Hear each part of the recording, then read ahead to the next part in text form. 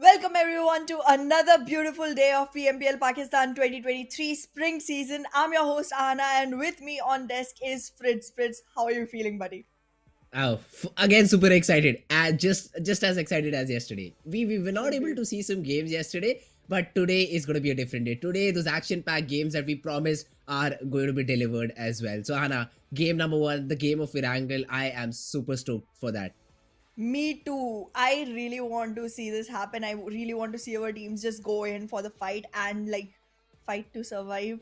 All Uh-huh. of that, it has gotten me on my very high. Like I'm literally sitting on the edge of my seat because I know I would have to Okay. stand up at any moment right now. Uh-huh. And well, even though Mm-hmm. yesterday wasn't very fortunate, I am very Yes. happy because I get to flex one extra dress. So Oh, okay. yeah, Now no we're more good. red Ferrari, huh? Oh, that's true. That's true. I mean, but talking about today's game, we'll jump to the Yes, overall schedule as well in a bit. But talking about the games today, I mean, we had expectations from a lot of teams yesterday. I mean, aggressive region, Pakistan. These two words come in the same sentence. This is the most absolutely. aggressive region as I've seen till now. But we were not able to see those games yesterday. But we have compensated for it. So usually 23rd should have been an off day, but that is not going to be the case since 22nd is the day number one for league stage week one. 23rd will be working for the players as well. They'll have to come in, play the games to qualify for the league stages of week one. Absolutely. And we will be having 2 weeks going on before the grand finals actually start, which is going to be on the 7th, 8th, and 9th of April. And again, every week on the last day, we will have an extra match for the bonus points. And here it is. Here is what you are collecting those bonus points for, trying to win it all, trying to get into this game because there's a humongous prize pool of 70,000 US dollars. That's a huge amount. The distribution is interesting as well. I mean, all the way down to 16th team. So the teams that qualify for the grand finals are already eligible for a chunk of money. That is Absolutely. something I really love about this distribution. Plus, even if your team does not perform that well, but you've been the star for your team, you will be rewarded $1,000 for the MVP. League 1750 for each and every team will be there in their pockets. Absolutely. And that's quite an amazing, chunk of money that lays there on the Uh-huh. line, which we will be seeing the teams marching towards. And well, this is how the whole structure of points is gonna look like. You will get rank points for the bonus as well, and the bonus points are gonna be your starting point on the grand finals day. So you cannot just show up in the grand finals and be like, you know what, I just survived all the way through the 2 weeks and now I'm gonna make my game shine. You can't do that.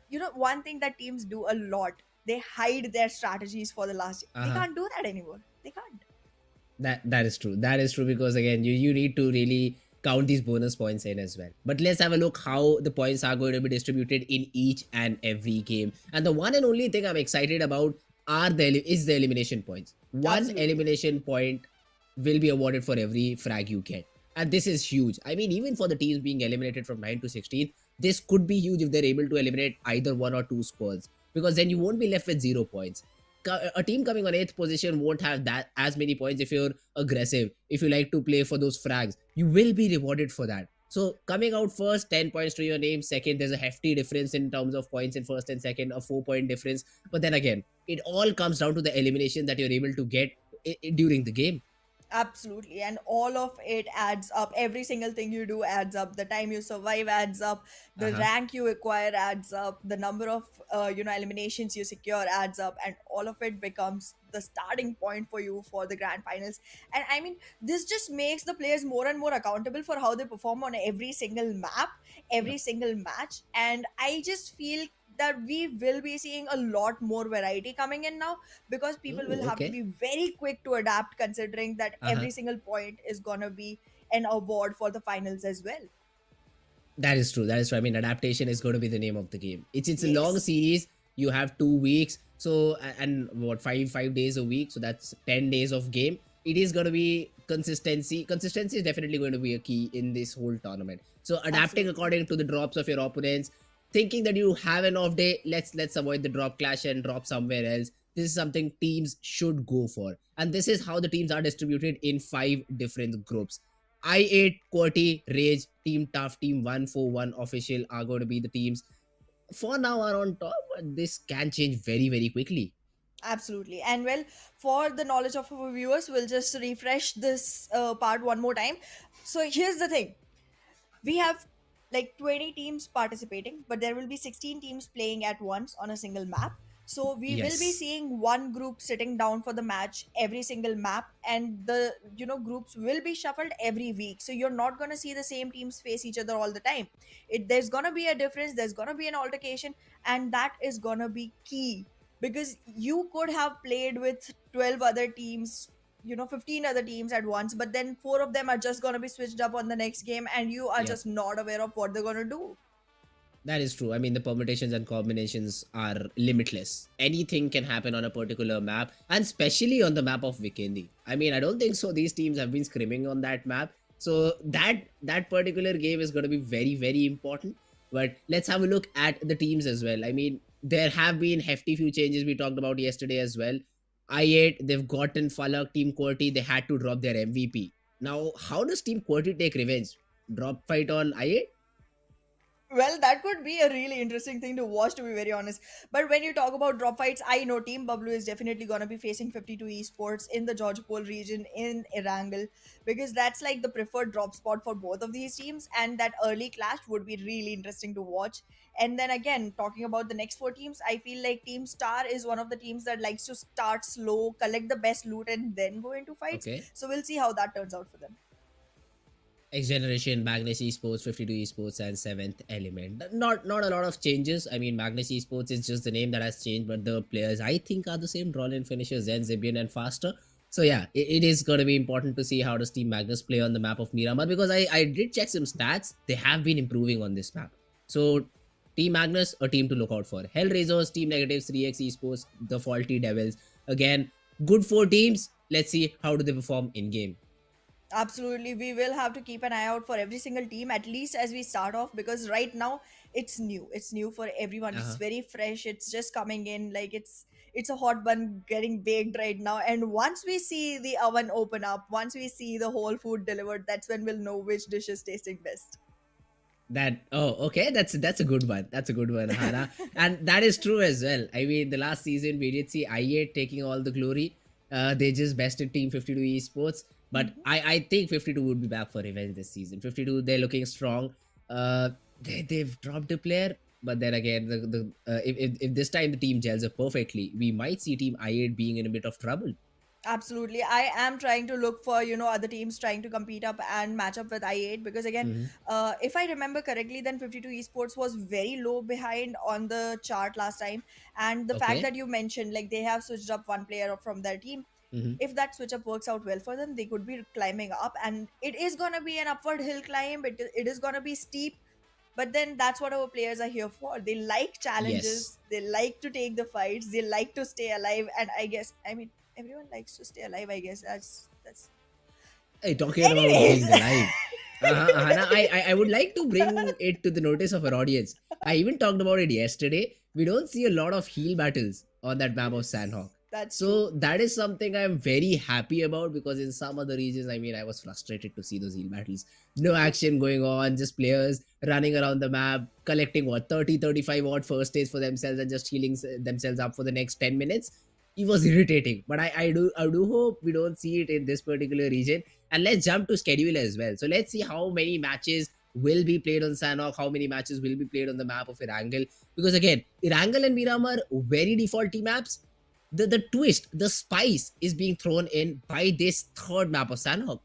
Absolutely. And well, Team C gets to sit this one out. Group C is not going to be participating in this one, at least not for today. And that might just give them the upper hand, because, they just don't have to invest in that tiny little map. However, Erangel and Miramar are huge maps, 8 by 8 maps, and they Uh-huh. do provide a lot of area to survive through. But Sanhok, you see a lot of fights happen in the beginning itself, because tiny map, and then you have very little space to wiggle around without spotting someone. The beauty of battle royale comes out in this map perfectly. I mean, you go for you get a knock, you try to push your opponent, then you get third party. This is the most common sight in the map of Sanhok. Yeah. So teams usually they prefer not to take those early fights because of being threatened because of the third party. So they prefer not to do it. But what I've been hearing, Pakistan, they love to have just 3-4 teams in the final zone, which is not a common sight around the globe. So this is something I'm really looking forward to. Sanhok, early fights will get very, very messy. You're going to lose players left and right because the teams that are coming from behind, they won't take you down. They will first finish their knocked out players. That is how Absolutely. you steal those frags. That is how you steal those points for yourselves via converting those knocked out players 2 points. So this is something I'm really excited to see. Sanhok, a map of snakes, but I don't think so. We will see any in this particular region. Well, I am excited to see what's different that Pakistan is gonna, provide us, because again, as you said, it's very different playstyle compared to the rest of the globe, and Uh-huh. I am more than invested in seeing how different it gets through the match. Because again, as we said, the whole format has changed a little. You do have to Yes. bring in new strategies every single time to be able to survive, to be able to take more and more frags for yourselves. And well, if you do not do that, you literally fall behind. So there's a lot of adaptability that is going to be coming in, but it just depends on how different these strats are going to be compared to the ones that we generally see. But here we go, Hannah. Game number one. The map of Erangel is finally here, and I do see the George Paul Hill. So this is going to be a north-oriented plane path. Now the teams that usually dropped around farm, that usually dropped around Norupnoy, military base, they will be harmed because of this. Because now most of the time would be in the you'll be in the air while you're trying to get down, and the time for looting in the very early stages is going to be limited.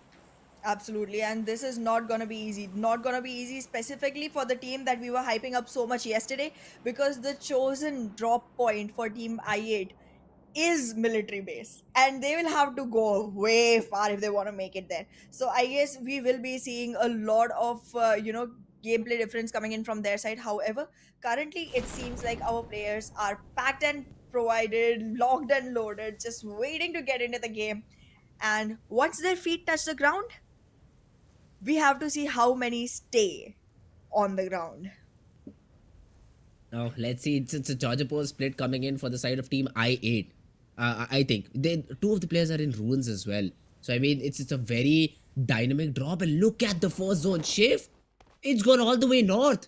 It is supporting all the teams that have dropped Zarki, that have dropped Stolber, that have dropped Georgia Pole, and teams MGS going towards farm. Ferry Pier will be harmed a lot by this. Absolutely. And well, look at that. As we had expected, Team Star going all the way to Severny, it's a very isolated area. There's no one else around them as of now. But once the zone starts shifting, once the team starts rushing back into the center, it feels like Team Star will have a lot of advantage to them, because their back is completely clear. There's nobody who's gonna be swimming around them towards the back. All they have to watch for is their front, and they are going to have enough time to collect the best loot that they want. This is going to be super easy for them, at least for the first few circles, and I feel like they are going to be looking very strong for the initial fights.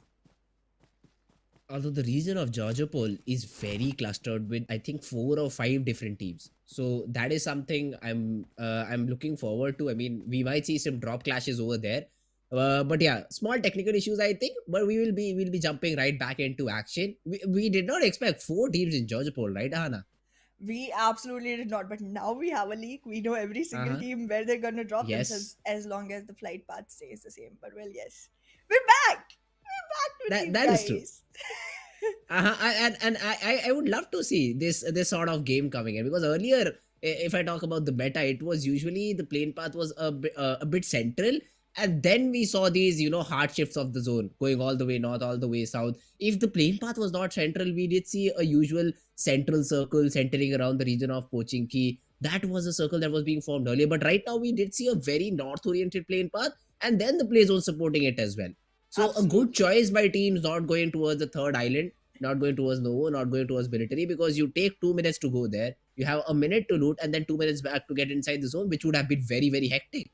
Absolutely. However, the game does provide you a lot of vehicles to traverse by, but then it just Yes. becomes more and more risky. Once people hear the sound of your vehicle coming around, they are Hmm. like super aware, and then You're just a walking target for them. Uh-huh. More like practice target, because once you're in the vehicle, they know where you are. Uh-huh. They can start shooting at you and be like, oh, you know what, I feel like my recoil is not working as well today, let me just switch up my sensitivity. You Uh-huh. literally become the demo piece for them, so you wouldn't want to do That that. is true. Absolutely, as you said, it was a very north favoring plane path as well as a circle, and I guess we would have seen a lot of teams advantage from it, specifically the Zarki and Siverny area. They were going to be Yes. super excited about it, and they will be really sad now that we have come back to us. And is this Uh-huh. something about our duo, Fritz? Is it something about the two of Well, us that, maybe. like, I guess we are great casters, people love us, that's why we keep coming back to us instead of going into the game. You Like, tend it's to the forget, second day Ahara. we do I'm a that again. negative person. I'm a negative person. I see the other side of this particular sentence that you said right now. We might not be the best ones, because of which the game is not starting. As soon as we come, the game just shuts down completely. Or maybe it's just you. I mean, I'm new to all of this. Oh, You are the XG. one who has been regular. I mean, this makes a bit more sense than your statement. Alrighty. Ah, yep. Alrighty. Give that Let me point to think me of a right now. comeback. You cannot. Come You back, come cannot. We back. won't have enough The time because comeback we'll is just not jump back coming into the back to game. me.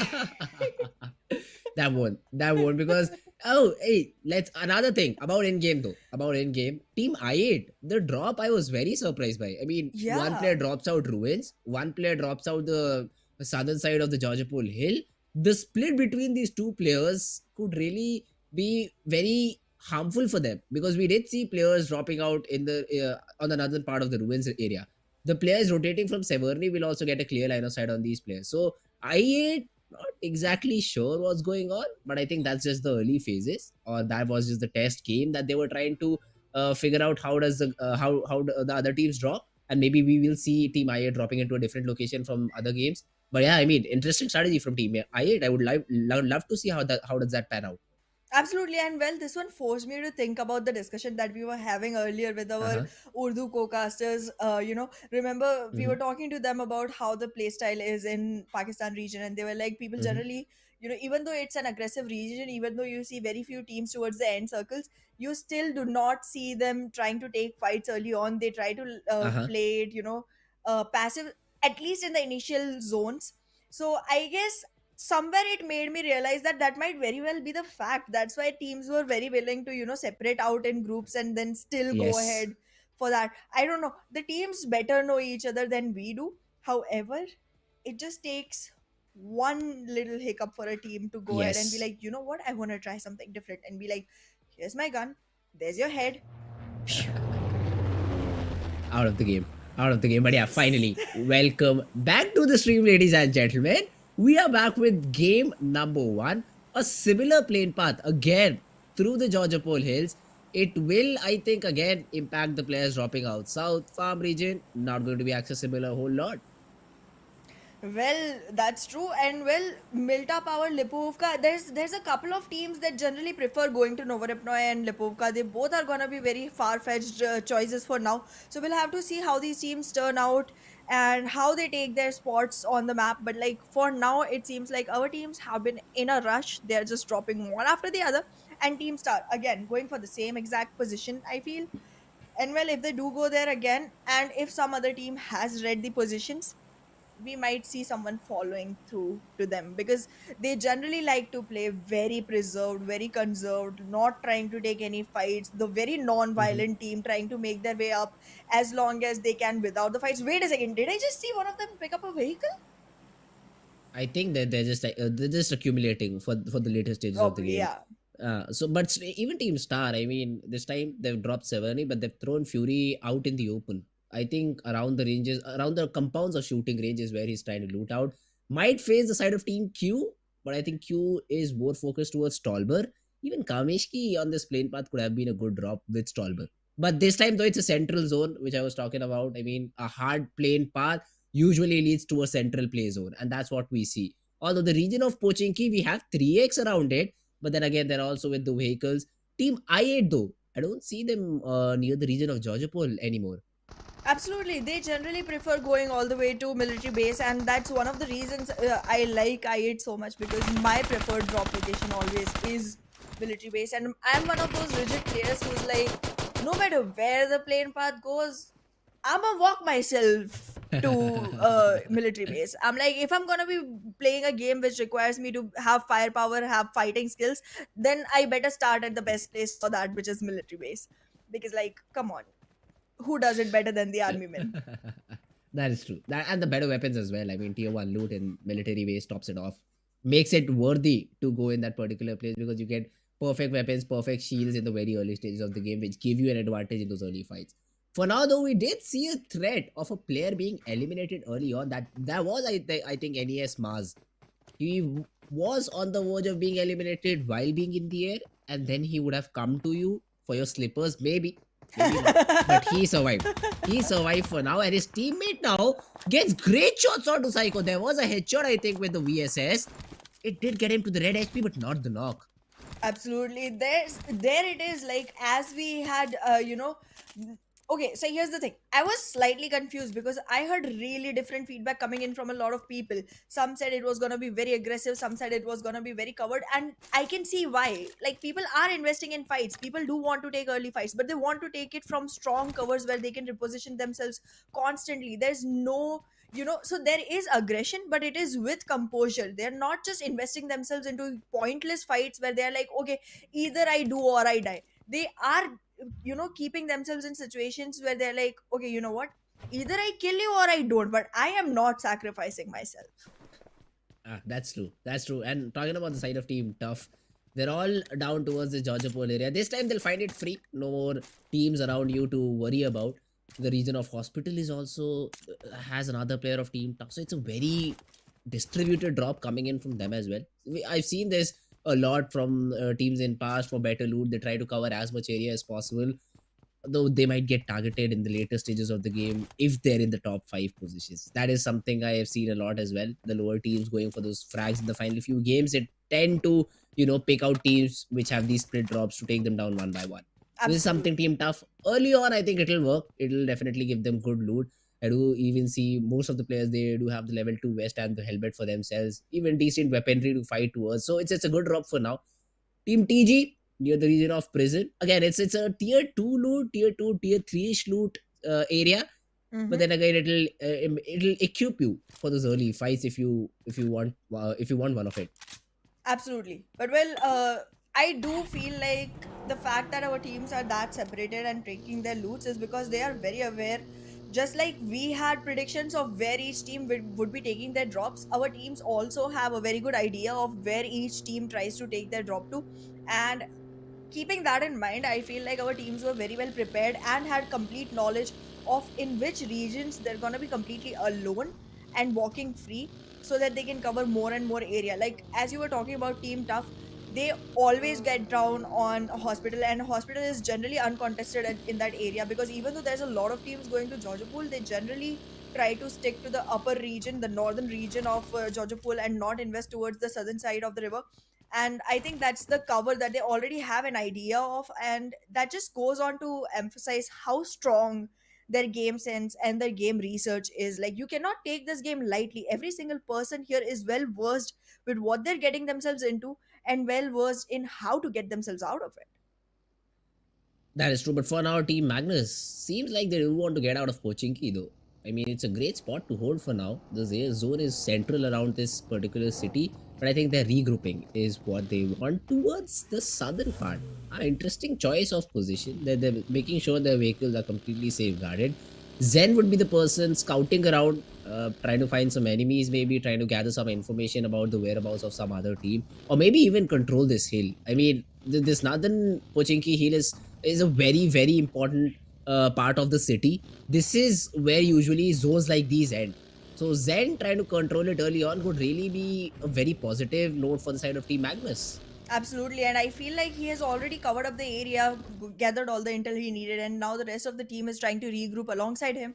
And I feel like that hill is going to be very advantageous for them if they keep like an early hold onto it, considering the fact that, as you already mentioned, the circle has Pochinki on a very central region, and that just makes it one of the pinpoint locations for all the other players to traverse through. And once they are traveling across there, they could become an easy target for this team. So Team Magnus is definitely looking to take some really good fights in the rotation time, in the rotation phase at least. And look at HellRaisers. They are not alone. They're not alone. They're scattered but not alone. 3x is going right across them.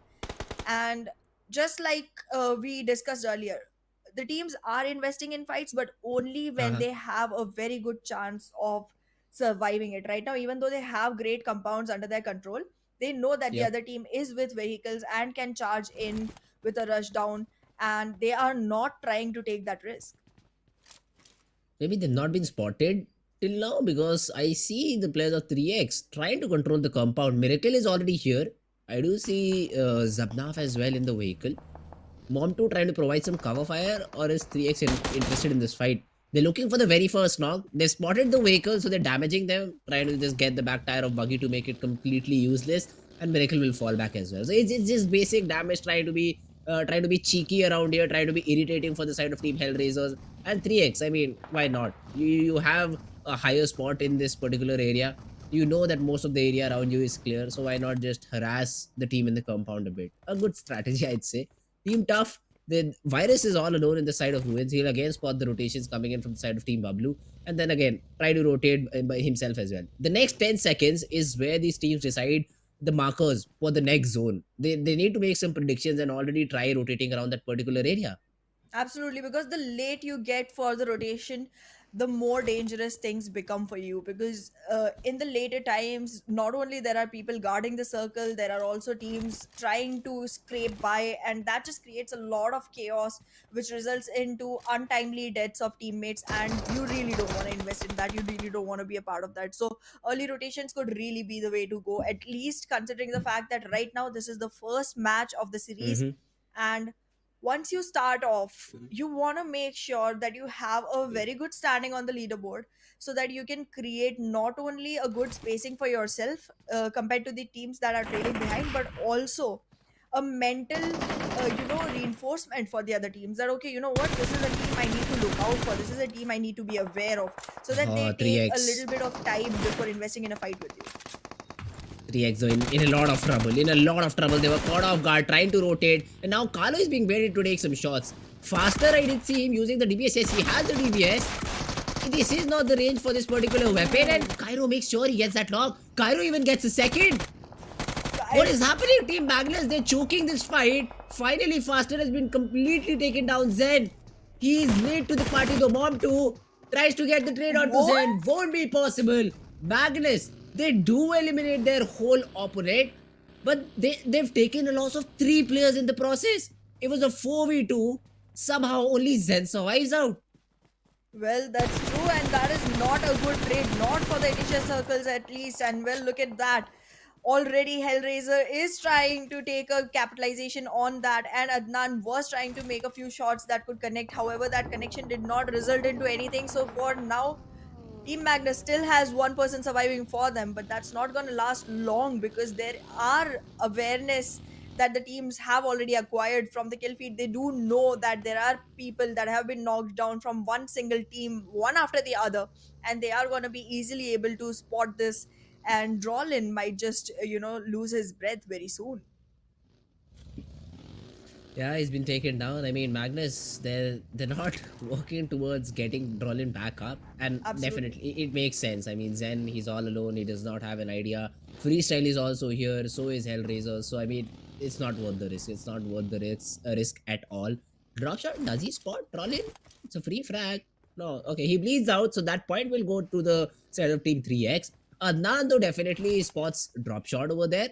Team Freestyle in the scopes of Team Hellraisers now. Let's see if they do decide to fire or not. But I've seen something here, Ahana, in previous few games as well. They're Mhm. not using those bolt action rifles, and I'm worried. I mean, I love to see those Kar 98 shots being hit, those M24 shots being hit in long ranges like this. I But feel like, uh yeah. I just feel like there's this thing. So from the playstyle going through all this time, I have observed that our teams generally, want to hit some shot, and if they are able Uh-huh. to convert it into a huge damage, if they are able to convert it into one frag at least, that's when they try to take the actual fight. That's when they try to actually invest in that fight and commit to it. And by the time their commitment idea comes into play, they actually charge in pretty well. So I guess that's the reason we are seeing a lack of long range weaponry here. But however, as you said, it's really beautiful to watch though. It is. Let's see though. Now we do have XGeneration. Q Khan will be spotted by Hunter though. It's not Thug who takes the first frag, but it's Hunter. Meanwhile, Team Magnus on the other hand has been completely eliminated. So Zen, who was trying to survive, gets completely picked off. And XGeneration also being presented with a gift. A solo player in this particular compound tries to take control, gets punished. Team XGeneration says thank you very much. Well, we are seeing these teams really try to scrape their way through, but still again, right now the game seems to be on a standstill. There are spottings, but they are not resulting into much. As of now, two teams are already eliminated, and that seems a little quick. We are only into the third circle, and this is a big map. It's already a little difficult to, spot people. And then again, the moment you spot someone going ahead, taking that fight and actually converting it, that's huge. That's huge coming in from these players. However, take a look. We might see someone take extra advantage of this fight starting up between team QWERTY and H2. Let's see, H2 is already playing a player short. One of the players had been taken down very early on in the game, and now there's a knock as well. So it's essentially a 2v4 situation right now. Team Yep. Quirty, they're being very cautious though, because I think there's a third party element as well to this. We do have Absolutely. another team behind their backs, so H2 will get some breathing space. But now, how does Team Quirty respond to this? Because Pop is not in a very good position. I don't see a vehicle around him. Yes, there is a player, but he also decides to just bail off. Chef just going towards tower, trying to protect more trucks, who's already very low on HP. Even Team Quirty lost a player. Khan is out of the game, and one of the players is stuck behind just a rock. Absolutely, it's gonna be a very sticky position, and at this moment, all I can think for Pop is the very legendary movie 720 Hours, where a person was just stuck between rocks. That's his situation right now. However, in the Okay. meanwhile, Mm-hmm. Aegon XI8, they have started taking capitalization of fights. They are going on collecting frags for themselves, collecting those elimination points for the team. However, in the meanwhile, as we were expecting, the third party is waiting to happen. It's completely on a commitment mode. And look at TFD just making its way all the way through towards Oh, the H2E zone. and Team QWERTY. This is not a good situation for them. However, the zone favors those two teams. So third party, it has to happen quickly or it won't happen at all. XGeneration is super lucky, I'd say. They're super lucky. The zone is dead center for them, and they should not lose this game from here on. I mean, they are at a very huge advantage. Agni XIA, Aegon XIA, they've been getting some frags left and right as well, some logs here and there. Team Star, they also have a compound on the very edge of the zone, so they can decide when to rotate and when not to. H2E, Team TF, Team Tough, all of these teams have engaged into fight. Teams start Ooh. trying to play the spoiler here, trying to get those dogs from long range and try to get their damage stats up. But for now, Destroyer, he gets absolutely nothing. Well, that's true. And look at Teen Wolf from Team BABLU. He is completely solo, isolated into that one single compound, and he has smoked to try and cover for himself. Now, that gives away his position to other teams that are situated around, and Team Star might be very well able to capitalize that situation if they are able to use a TG. couple of nades. But look at that. We are seeing another team on the verge of getting eliminated completely. Is this gonna work out? I don't understand the two split coming here in the final few zones. I mean, this is the time you regroup and you try to rotate together. Not in a single vehicle though. A good spray Nah. might take your whole team down. The North Esports is ready to take the risk, or they're just saving the vehicle. They're just saving the vehicle, but 151 meters and the zone has already started to shrink. North Esports, what's the strategy right now? Team Grounders, they've lost Evil Boy and Mr. Black, who tried to force the hand of North Esports, but now it's just Destroyer and Kirwa left all alone. Let's see, how does Team Grounders approach this? Well, Team Grounders is gonna be have to be very, very careful and very, very cautious for this one. If they miss up at all, that misstep could result into loss of players from their side. However, in the meanwhile, look at Tough. They are losing players left and right, and look at that spray. Really, really crisp connection coming in from the side of Iron, and he might just be able to secure a Yeah, that's complete the team zone. elimination for himself.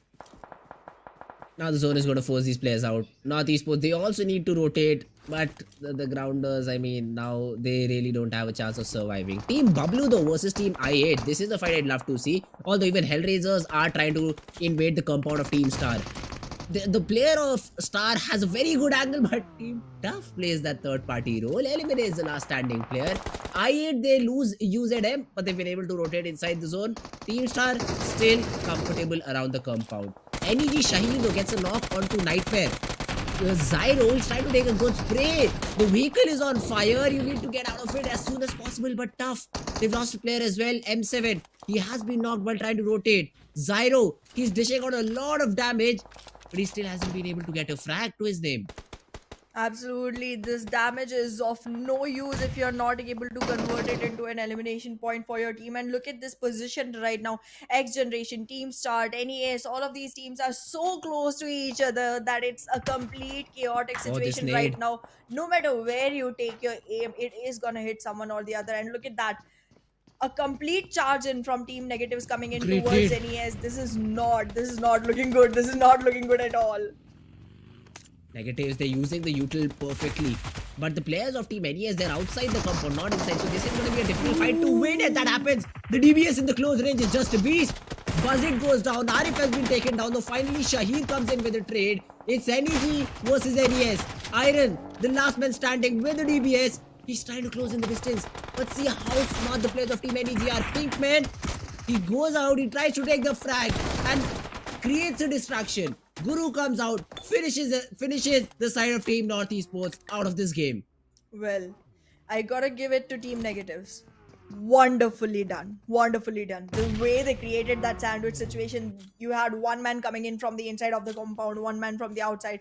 You could not have gone anywhere. You were the one person who had nowhere to go, and it was just like a hill on one side and a cliff on the other. You could have just not survived. However, right now it feels like Team Tough is in the same tough situation that they were in since a while.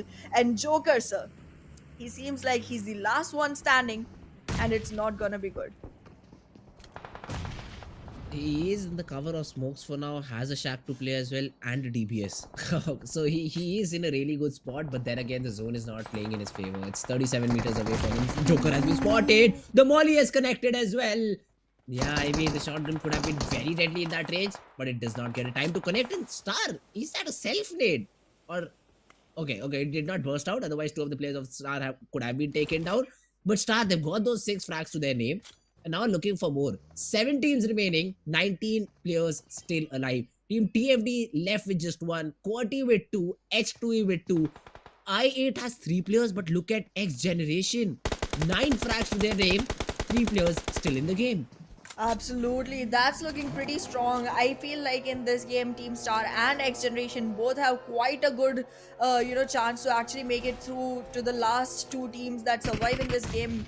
However, I did feel like QR could have stood a chance, but it feels like they're not investing in any fights at all. And if they do not, they are not going to gain the momentum that is required to survive, and that just might result in their One tap. disadvantage. Look at Team Star losing players one after the other. This is not looking good at all. Here we go. Here we go.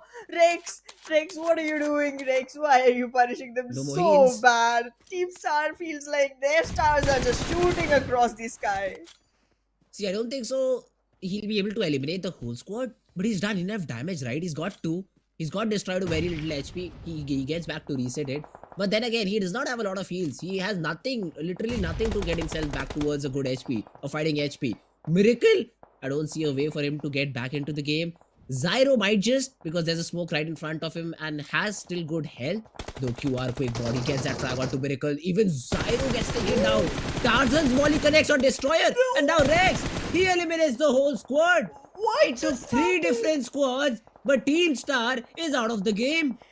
It is looking so bad for them, so bad it does not seem like they have any more chance. This is what we were talking about. There's so much to prove for the qualified teams that they're just gonna be punishing the invited ones so bad in the starting itself. Like Team Star just lost their breath to a very bad situation. Like they were looking super strong. They were leading the scoreboard. They were right at the top, and then you just see that whole structure under them vanish, and they're like 6 feet deep into the ground now because all of their players have been fragged out. Just 5 teams remaining, and there's very little chance for QWERTY and H2E to actually make it through. They have 2 players each, and that does not look like a good fight, not a fair fight moving forward from here. We might see the same thing happening to I8. They've been forced into the open, and it's team XGeneration in front of them. And this is the only team that has got double digit frags to their name. 10 True that. frags for now. And now I8, they'll be walking into their hands. QWERTY even has a chance to, throw in that third party element as well. Already look at the HP for Aiku. He's very, very low right now. He cannot rotate for now, and the remaining 2 players have been isolated. They've decided to move inside the zone. So I8 is in trouble. Falak, he's cooking a nade. He's trying to throw it. He's trying to get a knock. Decides not to do so. Has a vehicle to escape. But Shahmir boy, he has been able to get that first knock. A nade. Falak does not connect. It's a DBS around the corner. But the M4 comes out on top. Falak, okay, UMP comes out on top. But Hunter gets the trade. Shamir, great cover fire being provided. Blade is on the ground as well. And I8 is just being survived by a single player. Absolutely, but however, I do gotta say this. We got to see why Falak is Falak, why he was the MVP of the last season. Because when you Why? saw the way he took that fight, it was very surprising. It was out of the blue, but he still had his fingers on top of it, and that was looking very clean coming from him. However, the long distance thing that did not work out for him. He's not meant for long distance. He needs a close up relation. QWERTY still with 2 and they're inside the zone. So they're accumulating those position points slowly and steadily. Although they just have 1 frag point to their name. This could be concerning, but you'll take what you get with 2 players, right? I mean, you cannot expect much. They could be a good contender for the WWCD, but then they'll have to get the zone to their name. And let's see, it's 40 seconds out. For now, Q-Pop trying to spam some smokes, trying to get any damage that he can. Chief OG, he has been able to accumulate some good damage as well. XGeneration though, this team, they could really be called Terminators in the lobby. 13 frags to their name. This what Halsey as well. Not taking a shot till Halsey is very stable. Because again, Team QR, they have 4 of their players alive. So this is again another team which has that upper hand. But then again, it all depends on the zone. Where does it go? Does it fall into the hands of Team QR? Let's see. 5 seconds and we'll know which team has that advantage. Absolutely. However, I do gotta say, Team X Generation, they have more kills than all the other teams surviving combined. This is this is despicable. How do you be so good? How do you be so good and then still have to face a team that just looks like they're equivalent right now, just because of the man counter advantage that they are holding? I, for one, really want to see X Generation take this map because, to be very honest, the amount of frags they have secured does mean one thing very clearly, that their team comms are amazing and on point. There is a reason that they still have 3 players surviving while they have taken 13 others down. Let's see, it's a very central shift for now. H2E, I don't think so. They have to move much. Tarzan and Rex, they're just playing it slow. Some nades here and there, definitely. They're trying to just make their opponents paranoid about themselves. Tarzan, he's being subjected to a few shots, but dodges it perfectly like he's in the Matrix. Instantly prones down as well to get some cover. Halsey, though, I think has a fair idea that there is someone near in that particular dip. And maybe if there had been some nades, they could have been chipped out. But there's a smoke. Halsey brings the vehicle inside it. Slowly try to rotate. Though Psycho has been taken down. This could be good. Psycho completely finished off as well. And Shamir boy goes down too. Ooh. Hunter is all alone. He's tossing those nades left and right. But I don't think so they'll have a good connection. Pop and Chief, they're doing a good job in holding that compound. Absolutely. I feel like there may have been a great, advantage coming in for the side of X Generation in the form of the weaponry, in the form of the way they use their frags, in the form, the way they, compel their elimination points. However, I feel like it's just not looking best when it comes to the time when you have to depend on the mind games, because it's really looking like the way they are being chased down by Team QWERTY. It's not something that you can win completely on the basis of your firepower or completely on the basis of your aim. This is where you need to start getting smarter about which fight you pick, when you pick it, and how soon you get out of it. This is an important fight. This is the only remaining compound, I think, in this whole zone. And now Team Q and Team XG, they're fighting for it. Shamir boy completely boosted up. Look at this guy here, already has 7 frags. So he has to have that confidence to just barge in with a nade. That He's nade definitely defends you as well. So it could be huge if they're able to toss a nade and push behind it. But I don't think so. They're forcing their hand right now. But they just have 30 seconds to decide. They have to move 20 meters. This could be the death warrant, because look at Team QR already rotating and getting inside the zone on the higher ground as well. absolutely, it feels like they're already aware that they're not going to be able to take the fight against Team QR, considering the fact that they have a very big man count advantage to their favor. And not only that, the rotation into the circle is also easier for Team QR. So right now, this becomes the fight that decides if they go to second position or stay at third, and that's why they do not want to rush into it, making sure that they're holding the staircase for a really long time, so that if QWERTY decides to fall back, move down, they are spotted. And if they do try to hop out of the windows as well, there will be enough sound cue given to XGeneration to make sure that they're able to invest into a fight coming forward. However, it does not seem like they're looking for the first position as of now. They are taking it one fight at a time, one day at a time. XGeneration, the best that they can do is right now eliminate these 2 players, but one of them falls off. Shamir though with the trade here. He is full HP. Whoa! Pop struggling from the play zone, gets completely taken down, and they do have a smoke to work with. But now the zone is already shrinking. Shamir is being pitched in. Goku has this frag every day of the week. And it's Team QR. It's Team X Generation being eliminated on second, and QR grabbing that WWCD. Absolutely. Well, I am just astonished by the number of frags coming in from the side of Shamir. He had 9 frags to his name by the time we got out of the first map. This is Uh-huh. amazing. This is outstanding. This is what we're here for. This is what we want to watch. As casters, we want more and more fights happen. We want to see them happen right in front of us. And if one single person takes that many frags, you know exactly where to look. Guys, we'll be throwing things off to a very short break, but we will be right back with the post game analysis.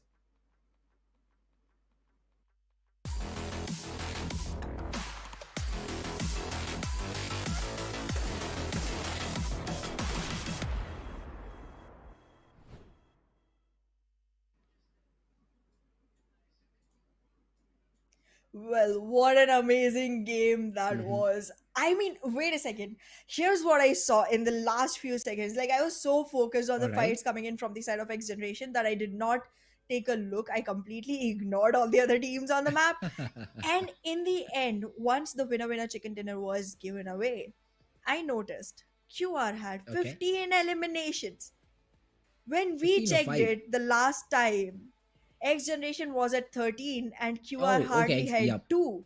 But Yep. still, QR made it all the way to 15 in the last 2 circles. How? Can someone explain to me how? We'll have to check though. I think Ahana, they had just 5. I don't know where you added the 10, I but think I I think they saw just have 5. 15. Okay, We'll I have to may be check. wrong. We'll have We'll to see. we'll Yeah. we'll have to check. I think X Generation is the one that had 15 frags to their name, because they were able to eliminate the remaining X 2 Generation had in 21, that I particular. guess.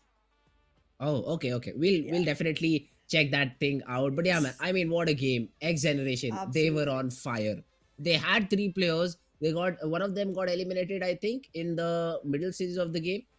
But after that, even with 3 players, they were like, "Yeah, we're just taking fights left and right. We don't have a problem with it, and we have a compound. We'll just utilize it to its maximum potential." And that's what they did. I mean, X Generation frags left and right. Another team that could have been there, I'd say it could have been Team Star, but the way they rotated, it looked like it was a tier 3 team. I mean, just coming out in the open, no smokes, being sprayed left and right, and they had no idea what to do. That was not at all a well balanced team. I'd say Team Star. They had a very good read on the situation, The way they rotated, not the best one, I'd say. But well, look at this. As expected, Shamir goes in there with 9 elimination and 6 knocks. Well, did we even have a doubt even for a second that Shamir was not going to be the MVP? I don't think so. I feel like we were already affirmed about this one. No surprises there. Although I'd say one thing, his teammates helped a lot. Because They if you did. look at the damage, it is 915 and you need 100 damage to get a player. Usually we do not see this. Usually what Absolutely. we see is 1100 damage and what, 3, maximum 4 elimination. But here Shami definitely got a lot of help. He gets those knocks, his teammates definitely helped him to finish those knocks off as well. So a very a team oriented game, I'd say, from the side of team X Generation, and that's what we love to see. But let's see the other players that had an impact in the game. Let's have a look at the other top players as well. Because again, it was not a completely X generation oriented game. Shamir, yes, he was on top, but he was followed by Hunter, the player from his own team. And this is what I was talking about, Hana. 877 damage, but the guy just got 4 eliminations. Well, absolutely, we can see the difference here. Just like you mentioned, it's quite a huge difference. But like, yes, it's funny that on the fifth position we have someone with just one elimination. I mean, um, how? But anyways, okay. Uh-huh. I guess it's okay. Hey, Tarzan from the same team as well, H2E. They were playing it together as a team. 4, 5 frags, I think, the number that they were able to get, and ended up on fourth position. So yeah, I mean, Team H2E did a decent performance as well. Talking about the match summary, Shamir boy, he's just topping off the first two charts in terms of damage and elimination, followed by Hunter and Tarzan in terms of assists and total healing done.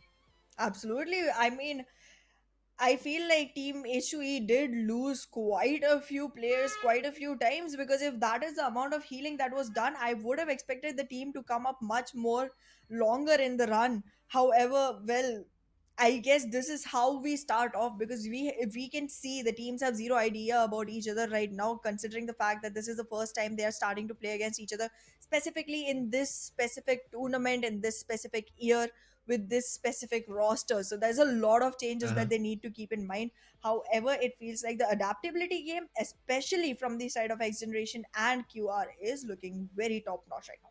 Full blown. That is true. That is true. And X Generation, they've started all this tournament on a very very high note because they've got eliminations as well. Even though they ended up second, I'm very sure that they'll be overall on top because of the number of frags that they had. So I that is feel the same, something yeah.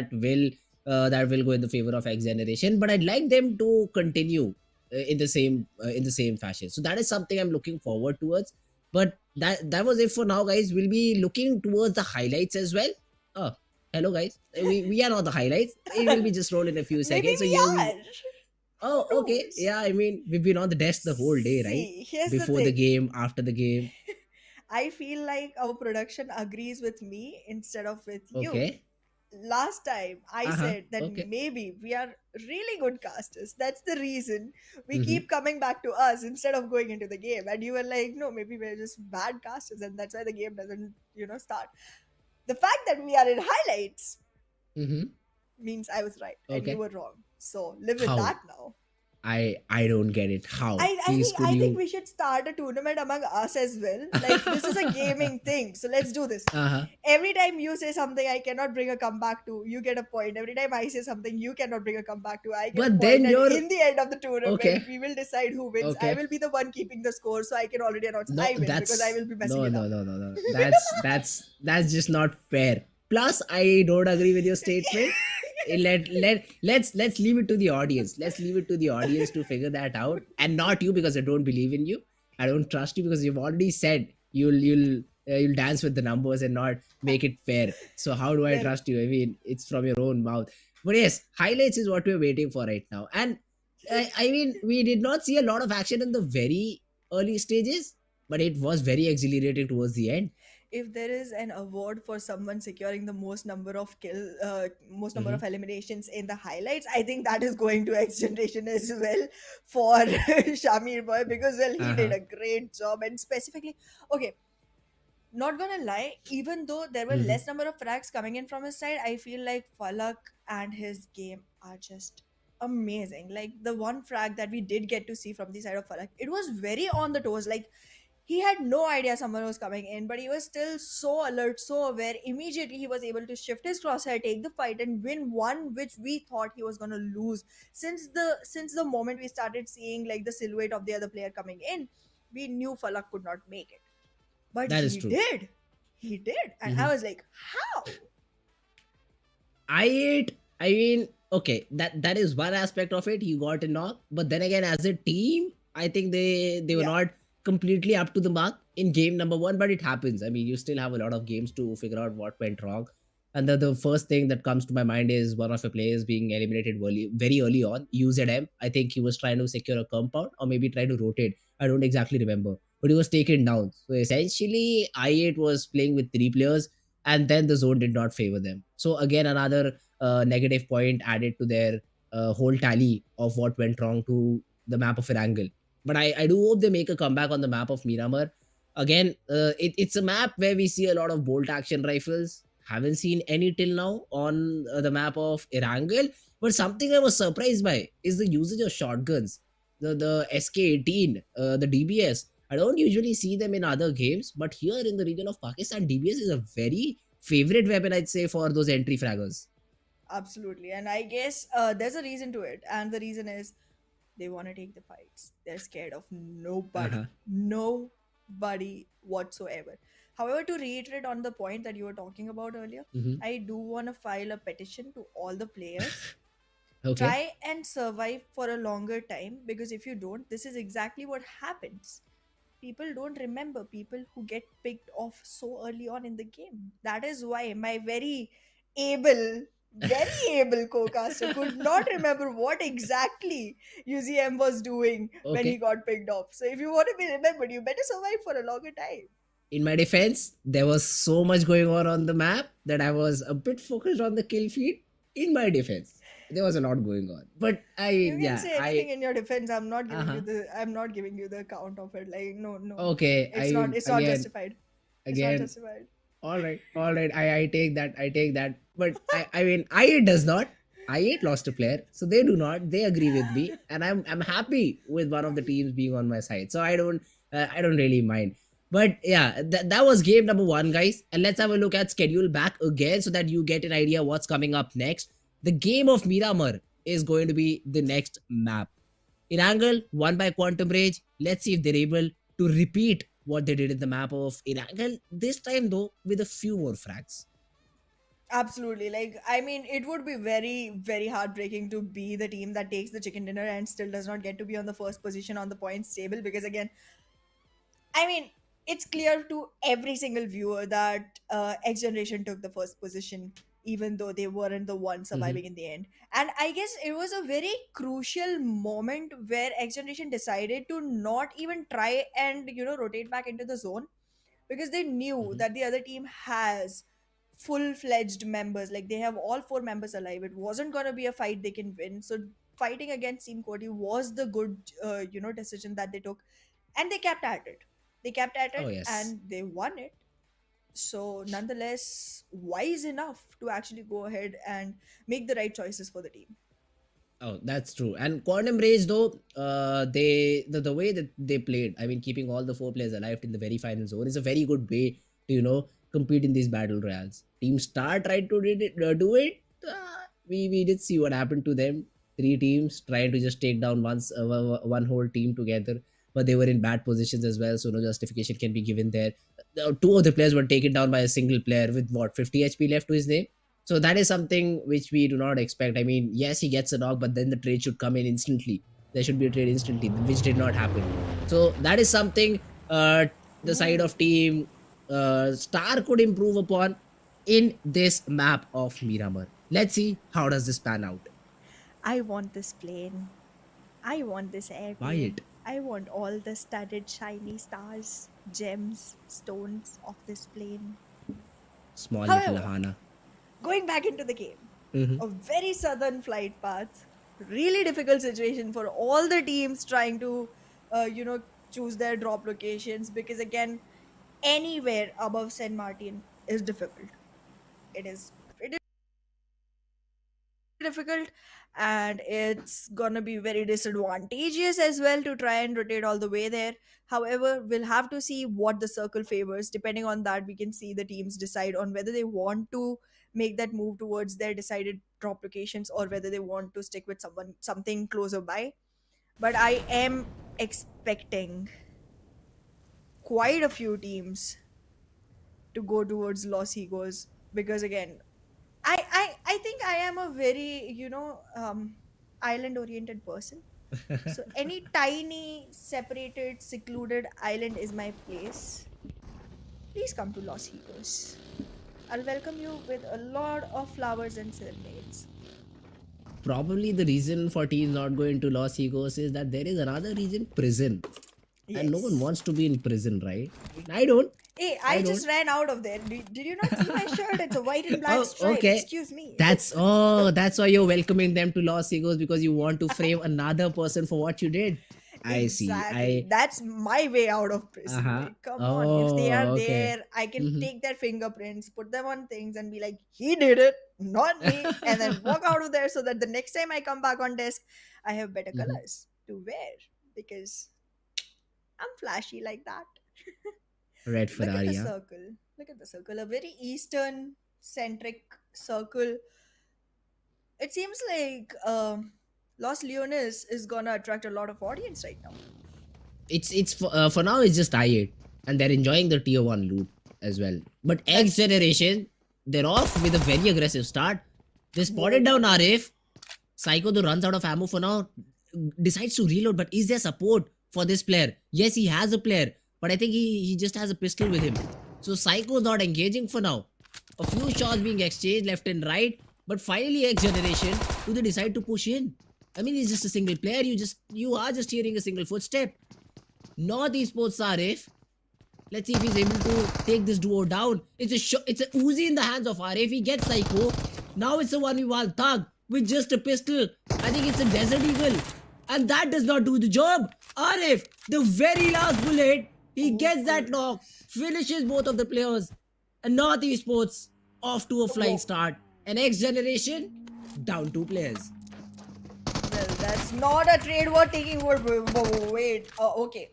I lost my tongue there. I lost my train of thought there. But yes, that was quite a good revenge. But at what cost? You got one elimination. You already lost two of your players. But again, I guess it is the players surviving that were the ones performing really well in the last game. It was Hunter and Shamir Boy last time as well, who were, literally solo, you know, contributing towards the frag amount for the team for a really long run. So it feels like it's not a lot of difference that's gonna happen. But again, yes, you do lose your back support once you start losing your players. You do not have a spine to stand on if you have less number of players that early in a game. X generation, not the start they wanted. I mean, a 1v2, you send the player forward with the deagle first and not the one with the rifle. A rookie mistake, I'd say. The SMG player should have engaged at the second player. He would have had a better chance at taking him down, because again, the Uzi runs out of bullet very quickly. You could have caught him while reloading. But that did not happen. Now even Quantum Rage, the winners of the previous game, they're looking to get some shots. Shahir being caught off guard. Goku bought a good spray. Although it won't matter much because Goku does not have his team right now to support him in any way to secure that particular frag. But yeah, Shahid now will attract some players. Guru Boy, he's trying to rotate. Pinkman trying to cover him. And yeah, Guru will make it to the compound. The revive will come in, and Quantum Rage will have to fight with the reset team NEG. Absolutely. However, Fritz, I do see your wishes being tended to. You wanted to see long range fights, you wanted to see long range damage coming in, and there it is. Uh-huh. But well, no connection yet. Guru completely saves himself all through, uses a smoke, makes his way towards Shahir, and he is gonna be able to go in for that, revival. He will be able to heal Shahir up, and then that might just become the way they get to keep all of their players intact while looking at the position from Pinkman. He is looking very eager to convert this fight into a revenge battle. Not That the too with a best UMP. possible. Exactly. My point. I mean, not with the best possible weapon, right? A UMP 6X does not get you very far. I mean, the whole 25 bullet will not even take down a man at that range. Close range, completely different story. But for now, Pinkman, rather not take that fight because if you get knocked again, the smokes have to be used. You have to reset. You'll be down some first stage. So let's not take those early fights. R3G rotating from Montenevo. Uh, no more, no other fights on the map as such. But we might see Team XGeneration clashing into the side of Team Star. Though QR, they want this fight. Pinkman is being pressured. A nade towards him. Senior again with the shotgun. He's pushing in. The peak Ooh. comes in, but it's Kubio from long away with a Winchester who gets that knock, and Senior finishes him off. Absolutely, this is the fight we're talking about. The amount of team coordination we are seeing coming in from the side of Quantum Rage, and the rage is boiling each match as it passes. Because look at that, like last time they were not even investing into fights until the last couple of circles. But look at Miramar, they have just started finishing players off the moment they got on ground. It is looking like a match they were prepared for. It is looking like a map they were prepared for, and right now it seems like they have entered with the mentality of winners. They have entered with the mentality of confident players. One chicken dinner on your table, and you just have all the protein intake you need for that coming map. Let's see though if the hunger for Team QR is completely finished or not, because there are three more players of Team NEG that are still hanging around. Shahir goes down as I say that. Goku Bot is able to get that lock, and they definitely do want to take this fight. They're already sitting in those vehicles, they're already rotating towards the remaining players of NEG. And Scooby-Doo Papa, a great name with a great shot of Winchester as well. He was the one to get that first knock. Absolutely. I mean, I love that name, and it's completely one that caught me off guard. I was like, wait a second, did I use that earlier as well? This is not how it's spelled, but it's still sounding the same. So I guess the same thing, anyways. However, Quantum Rage, look at that. They are being That's the as UMP. aggressive as you could be. Their name, they are justifying their name. They have all the rage in them, and they are fighting at a completely new level this time. Look at that, three defeats already to their name. And I mean, this is just the beginning. We haven't even reached stage one end yet. 16 seconds still to go for the first zone to close in. The bad thing about this is Scooby-Doo Papa does not have a good weapon to work with. A Vector and a Winchester is what he has. So he better find some good weapons. Although he can take all the time in the world he needs, because this is not a very harming zone to say the least. You get very little damage in the zone in the first stage, so you can spend some time outside. Team TFD also just rotating late, making sure they don't enter the city, because they've probably heard those gunshots as well. So they do not want to mess around right now. Scooby Doo, he's just hunting for medics. I think right now. Halsey coming to pick his comrade back up, and now I think they'll rotate back inside the zone. Well, the zone. They definitely need to start learning to respect the zone. Miramar, not a great map for trying to stay lagging behind in the zone, because one, it's a huge map. Two, it contracts really quickly, and three, that damage, it's not something you can deal with, considering the fact that Miramar is one of those maps where you see a lot of teams trying to guard the circle, a lot of teams trying to sit and wait for you to arrive, and then just welcome you with all the shards they have, bullet shards nonetheless. But again, I feel like our teams, they know it's the first circle, obviously, so they're not going to be that worried. But still, I am one of those players who, even though wants to invest in every single fight like a person who has zero idea of when to stop, but I still never try to challenge the zone, because for some reason in my head it's like, if I die to the zone, I'm not even being picked off by a human being. I'm being picked off by the game. That just does not sit right with me. You get mad because of it, huh? I Yeah, get I'm it. like, at least give me the dignity of being killed by another human being who's better than me, instead of just a zone that sweeps across my face and then I'm just trying to chase it. I never chase anyone, okay? Except for food. That I have to chase. It runs away from me. Oh, okay, but for now, let's see if Team 52 Esports runs away from the side of Team 3X. Cairo, yeah, I am sure he has spotted all these players trying to rotate. has called for some backup as well. We do see the little dots on the mini map. So 3x Cairo is not alone. Hassan and Jallad are alone though. Both of their teammates have taken a ridge on the other side of the road and they're still rotating as well. So I don't think so. 52 esports, they're happy with the position that they have. Chotu though, if he's tempted to go for that pickup truck, that is when Cairo can activate and get a frag to his name. But other than that, I don't see him trying to, shoot even a single bullet right now on the side of Team 52. Well, Team 52, they did have a very promising start. They did feel like some teams that are, star-studded and will be going in for the revenge from the last season. But this time it feels like they are up to a very slow start, and I am waiting for that to come Oh, there we into go. action. But look at that initial stage itself, and Joker is turned into a joke nonetheless. Look at Cairo takes another one out, and Hassan is just laying there on the ground now, crawling his way to a teammate that cannot even go ahead and revive him anymore. Jallad, the only one standing from the team, and I don't feel like he has enough instinct from the criminal side to actually go ahead and make this fight a winnable one. And I just feel like Team 52 does not really stand a chance here. They do not. They do not. Joker had been taken down. Hassan was laughing like ha ha ha, and he goes down at the same time. So at that time, I was laughing with my mic off. So it was a very funny way that that both the players got taken down because they were not expecting players to be camped outside those shacks, and the vehicles were well hidden as well. But for now, H2E Tarzan, I think, has been able to get a knock and spots the other player as well.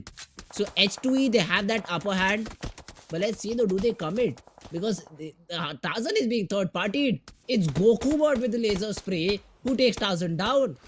Team QR, they took the words a little bit too harsh, I think, Ahana. We said we need some frags from this team. They're like, yeah, we'll start off Miramar with 3. We'll get another one while rotating. And it's still not stage 3 and we're already up to 5. Well, Quantum Rage. Oh my god, did they just put a target on their backs? Look at that. H2E Rex is already trying to commit into a fight, draws himself back quickly as possible because he knows that the team is not going in alone. They have quite a lot of backup standing there with their backs against the wall. H2E had to drop back down to the ground. However, the team seems like they are not able to decide which team to attack on. It's looking like they are completely indecisive in making up the decision of where to actually attack. All the players looking at different teams at the same time. And look at that, Quantum Rage. They are trying to find exactly the right spot to make sure that they're able to pick off every single team that goes across their lines. And this is not going to look good at all. This is not going to look good for any other team that's standing in their way, because the way they started the first map, it feels like today is not only their day, it's also their big announcement time where they go like, okay, you know what, we got this. Although they've lost 2 players, I don't know how. But they're 2 players down and maybe a third one now. Because Zarbaf has information and 3x has 4 players. Even TFD is around the same region. Oh my god. So Goku bot, oh, he's down. He's going down. He does not have a chance to No, survive now no. because his teammate is also very far away. So yeah, I mean QR, great start. They get those 2 frags, but also lose 2 other. Now make it 3 other players in the Ah, process. That's going to no. hurt a lot. That is going to hurt a lot. But something that will definitely help our fans is the kill feed right now. I8 just got a frag. Well, that quite did. But yes, as you mentioned, I had high hopes from the side of QR. If they have a good chicken dinner in their pockets already, then consistency is all they should be looking for. They did not have to go in into the fights where they risked losing their players. However, Senior is still standing there tall and strong, but it's just about the number of players, specifically in a map like Miramar, because again, as the matter of fact, players are very far away from each other on this map, and it's very easy for teams to survive with a greater number of players on their side once the fight begins. However, Senior does manage to take a knock for himself. Now that he is standing alone, he might want to survive longer than take picks, take fights, because again, 14 teams are still surviving. If he just gets himself knocked out right now, it might not look really good on the points board. He needs to make sure that the whole advantage that the team has secured in the first map does not turn into an equivalent average score now after the second one, because again, you need to be very consistent to be able to make sure that you haven't survived. But there he goes, not surviving anymore, losing his last breath. And this is the end for Quantum Rage. Quantum Rage has been thrown into a quantum zone now. Nowhere to be seen on Miramar.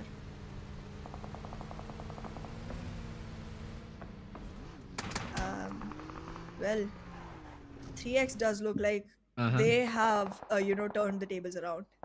They definitely have turned the tables around. We saw them being like one of the early few teams to get knocked out the last time, but this one definitely looks like one they're going to be able to survive through. It's already been 13 teams remaining. It's looking quite strong for them. 3x though. Look at Zabov, I cannot see his HP. Although he's still surviving somehow. Mom What 2 has is been he? taken down. And Miracle is healing. All in the open 3x. Where? How do this team get themselves in these positions? I mean, I expect a player to be taken down in that and a player trying to go and get that revive. But the remaining players are also coming in, trying to smoke off just a single barn and being shot in from 2 different ways. I don't know what's just happening. But even TFD Easy, that's not a peak you take for 2-3 seconds. They've already lost Jedi. Easy is down. Leon Freestyler could have been under a lot of pressure, but I think because the zone is already shrinking, it's all down to stage number 4. So I don't think there'll be a push onto them of any sorts. So that's a good factor for them as of now. But let's see where does the zone shrink, because that is a very important thing right now for all of these teams. 141. I'm not a fan of this 2-2 split that they've decided to go for between petrol pump and a compound, because they cannot help their opponents, help their teammates right now if an opponent tries to rush them. Absolutely. I mean, I don't feel like I should even be like, talking about a team right now, because to be very honest, every time I start to, at least in this map, the team starts losing, and this just does not make me very happy. However, look at 141. They have a 2-2 split going on for them. They are going to be able to take H2E on a very sandwich situation if they go for it, and H2E will have to make sure that they're very, very cautious going into this fight.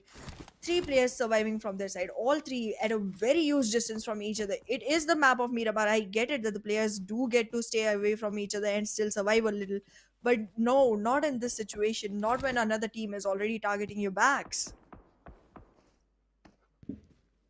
Let's see the H2E. They did lose Tarzan right in front of us, and now they're left with 3, Dread, Rex, and Asad. Let's see if they're able to get any knocks from here on. Mithi though has that M24. Come on, Mithi, whip it out. Thank you so much. Is he listening to me? He instantly whipped it out and took it back. But yeah, I mean, the suppressed M24. Don't value Only yourself if so I. much. Nobody is listening to you. Not even Oh, me. okay. Okay, Hala. All right. We'll definitely take care of that in the future broadcast. But yeah, okay. For now, there are a lot of fights going on the map. I8, Absolutely. they've taken down 3x. I think 2 of the players have been taken down. One of them is Yup. knocked, and 3x is on the verge of extinction. Absolutely, and look at this. Impala looks like the new center of attraction for all of our teams. And again, it was a pretty easy reach for the side of I8, because they were, starting their camp in Los Leones. It was very close by, and they were able to rotate without much worries in their path. And look at that. The circle is about to shrink very soon, but the teams are already aware that they need to make sure they are on time while entering into the circle. And this looks like one game which does not lose anyone to the circle, does not lose anyone to the play zone. And look at this, H2E trying to take a fight with a team while their members are already engaging with another. Like, I get it, once you're invested in a fight with one team, another team tries to come and, start a third party. But what is this? Are you trying to third party trick yourself here? Oh, they're running in a monster truck. I8 is the team Ooh. that gets the frag. I mean, it was almost in their hands, but the frag did not come their way. Although they'll be able to get one in the particular push that they had. So TFD, ambitious attempt, but now have to work against the side of team I8. And look at I8. Still, there are 32 players remaining, but they've got their kill count all the way up to 5. Absolutely. And I mean, 3x did go away very quickly, but they had 7 frags for themselves as well. However, I just give me a slight second here, Fritz. I need to turn on the fan because the heat on this map just got way too up. Considering the fact that it is a desert area, I am sweating. I am sweating more than our players are. They seem to be very confident, very leniently easy going into the game. But look at this, the punishes they are giving to each other, it's turning me into a hot potato. It should. I mean, it's quite hot here as well. I mean, that makes sense, a lot of sense. Although nobody cares. But Only right to now, you. TFD Easy surviving on Pixel HP with Leon and Freestyler just behind this monster truck. How do they go ahead if the zone does not support them? Is my question. And let's see, where does the zone go? 100 meters far. And by the looks of it, Easy does not have even bandages to apply. So he just a dead man walking right now. Absolutely. A zombie, if you might want to say.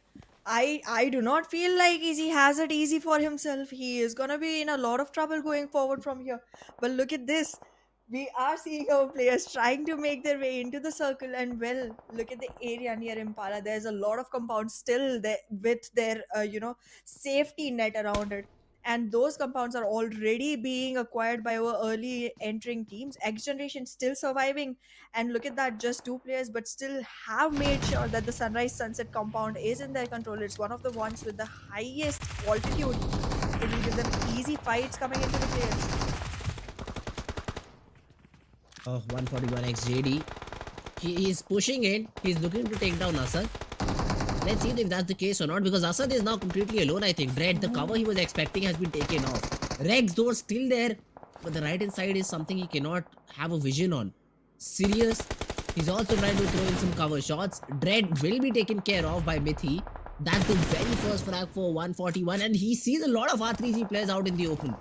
This should be Christmas for the side of Team 141, because there will be a lot of players in front of them. But okay, it's no Christmas.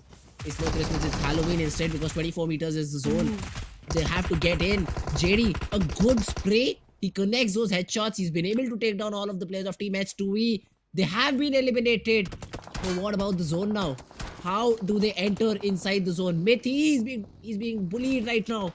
A lot of shots onto his torso. Has only one first aid to work with. Miramar is not giving in terms of medicines. And 141 right now feeling the wrath of the map. Absolutely, they still have all of their players alive, but still it looks like they are not gonna have a lot of time on their hands. Look at I8, already lost one player there. That's one player down already, and they will have to recover him if they want to make sure that they survive with the maximum number of players on their team. Because again, you do not want to be left with less number of players. It does not matter how many frags you have collected. The position points, if they do slip away from you, it's gonna be a really big trade. Look at that, 1 for 1, taking a fight against R3G. There is a instant revival coming in from a teammate, and look at that, Roshan. Roshan's placement is very good. He's gonna be able to make sure that the revival goes down very smoothly, and this is looking like 1 for 1 will not have much chance to actually go ahead and convert that frag into something that actually turns out to be an man count advantage for their team. For now, the revival has already gone in, but Roshan is going to be investing into a fight that does not seem like it's going to be going in his favor. And there it comes. There it comes. The backup support from the side of 1 for 1. Well done. Very well Although done. they're not living up to the name. Roshan takes down post Algae, but he's not. There's no 1 for 1. Both of the players have been taken down, and it's Mithi left all alone. Roshan though has to be careful. Does not survive with a lot of HP. Avenger also. He is in the red zone. And both of these players from R3G. And there's a buggy drop on him. Vaz comes in, he says, guys, chill. I've got this. And he definitely has. R3G, they busted on M4 on 1 for 1. And they don't even take a knock on their side. They very easily eliminated the whole squad, and now are moving towards the zone as well. Absolutely. It looks like R3G is in a very good position trying to make sure that they are all man up all the way to the last few circles. Last circle, actually, not even last few circles. From the way the man count is dropping, it doesn't seem like we'll be going very far from here. And look at that Shamir boy. He has no idea Nate is coming on to him. There's gonna be a miss. It does not lose any HP on his body, but they are not looking like they're in a very good position. Their position has been revealed and it's being capitalized very quickly. But look at that, Shamir, but unaffected by the nades coming on his way, already makes sure that he has a frag coming in his favor. I think this is the thing about Team X Generation. The closer they are to elimination, the more frags they try to collect.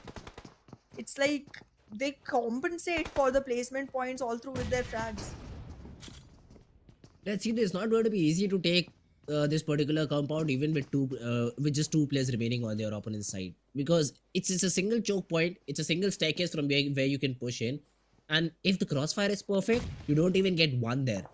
So their opponents, the side of team, the grounders, have to be very, very careful with the push that they want, or they can, mutually decide to share the compound, not push in, because again, you won't see the other team trying to come downstairs and take you out completely.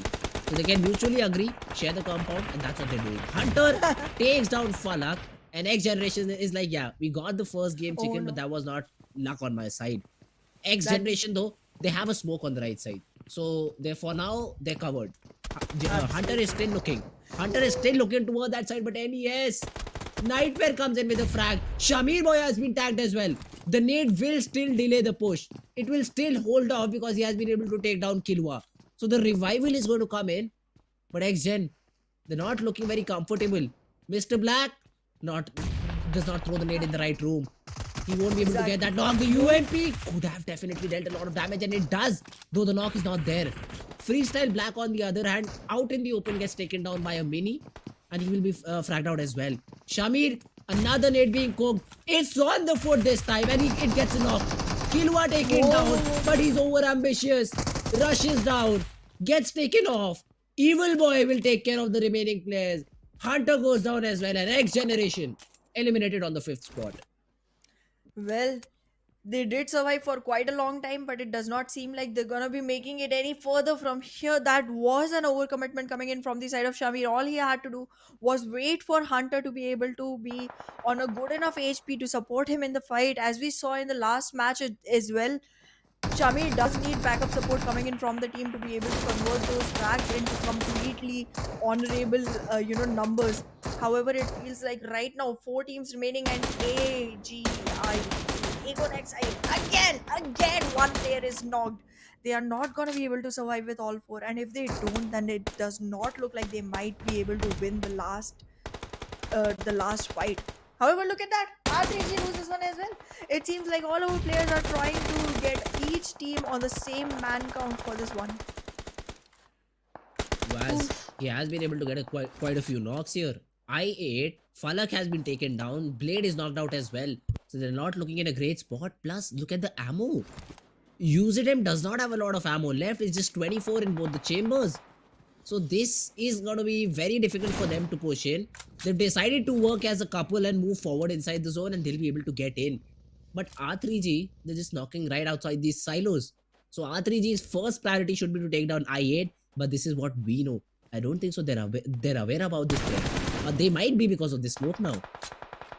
Well, 4 teams surviving all the way into the last zone of the game. Shrinking in, walking in with the circle is going to be the strategy for each one. They've all acquired their own, spots on the border. They've all acquired their own spots on the map. And accordingly, it seems like I8 and R3G are going to be close to each other. And look at that, R3G capitalizes on this one. Uses nades. Make sure that the HP is getting taken down. TG on the other hand, very close to NES. This is gonna look like one that is 2 teams. Unfortunate. Exactly, that's pretty unfortunate. But like, yes, as of now, it seems like every team has decided their enemy. And once they have been dealt with enough damage, that's when they're gonna go ahead for the next fight. But look at this, TG, very aware of the fact that I8 has been completely eliminated. Great knock. Now invests Great into a knocks. fight into R3G. The spam is great. I mean, he has 500 ammo, so why not spam the smoke and get the second as well? Absolutely. Knock, knock. Knock, knock. Here I come, Evil Boy. Gets the third as well. R3G, all the way from 4, reduced to 0 in a matter of seconds. And now it just might be TG taking the chicken. Killua, very low on HP. The support No, from no, Evil no, Boy no. is there. Killua gets the frag. Whoa. NES eliminated. And it is gonna be the side of the grounders who take the winner chicken dinner. Absolutely, the grounders have grounded every single team that they saw coming in towards them, and well, 10 total eliminates coming in from their side, and well, that puts them on a total point count of 20. Quite a good point count for them, but it still does not beat that of X Generation from the last map. Last map, X Generation took 21 points in total, which was quite an absolutely amazing number to start with, and not like they went very low this time either. That's true, guys. We'll take a very little short break. Be right back with the post-match analysis.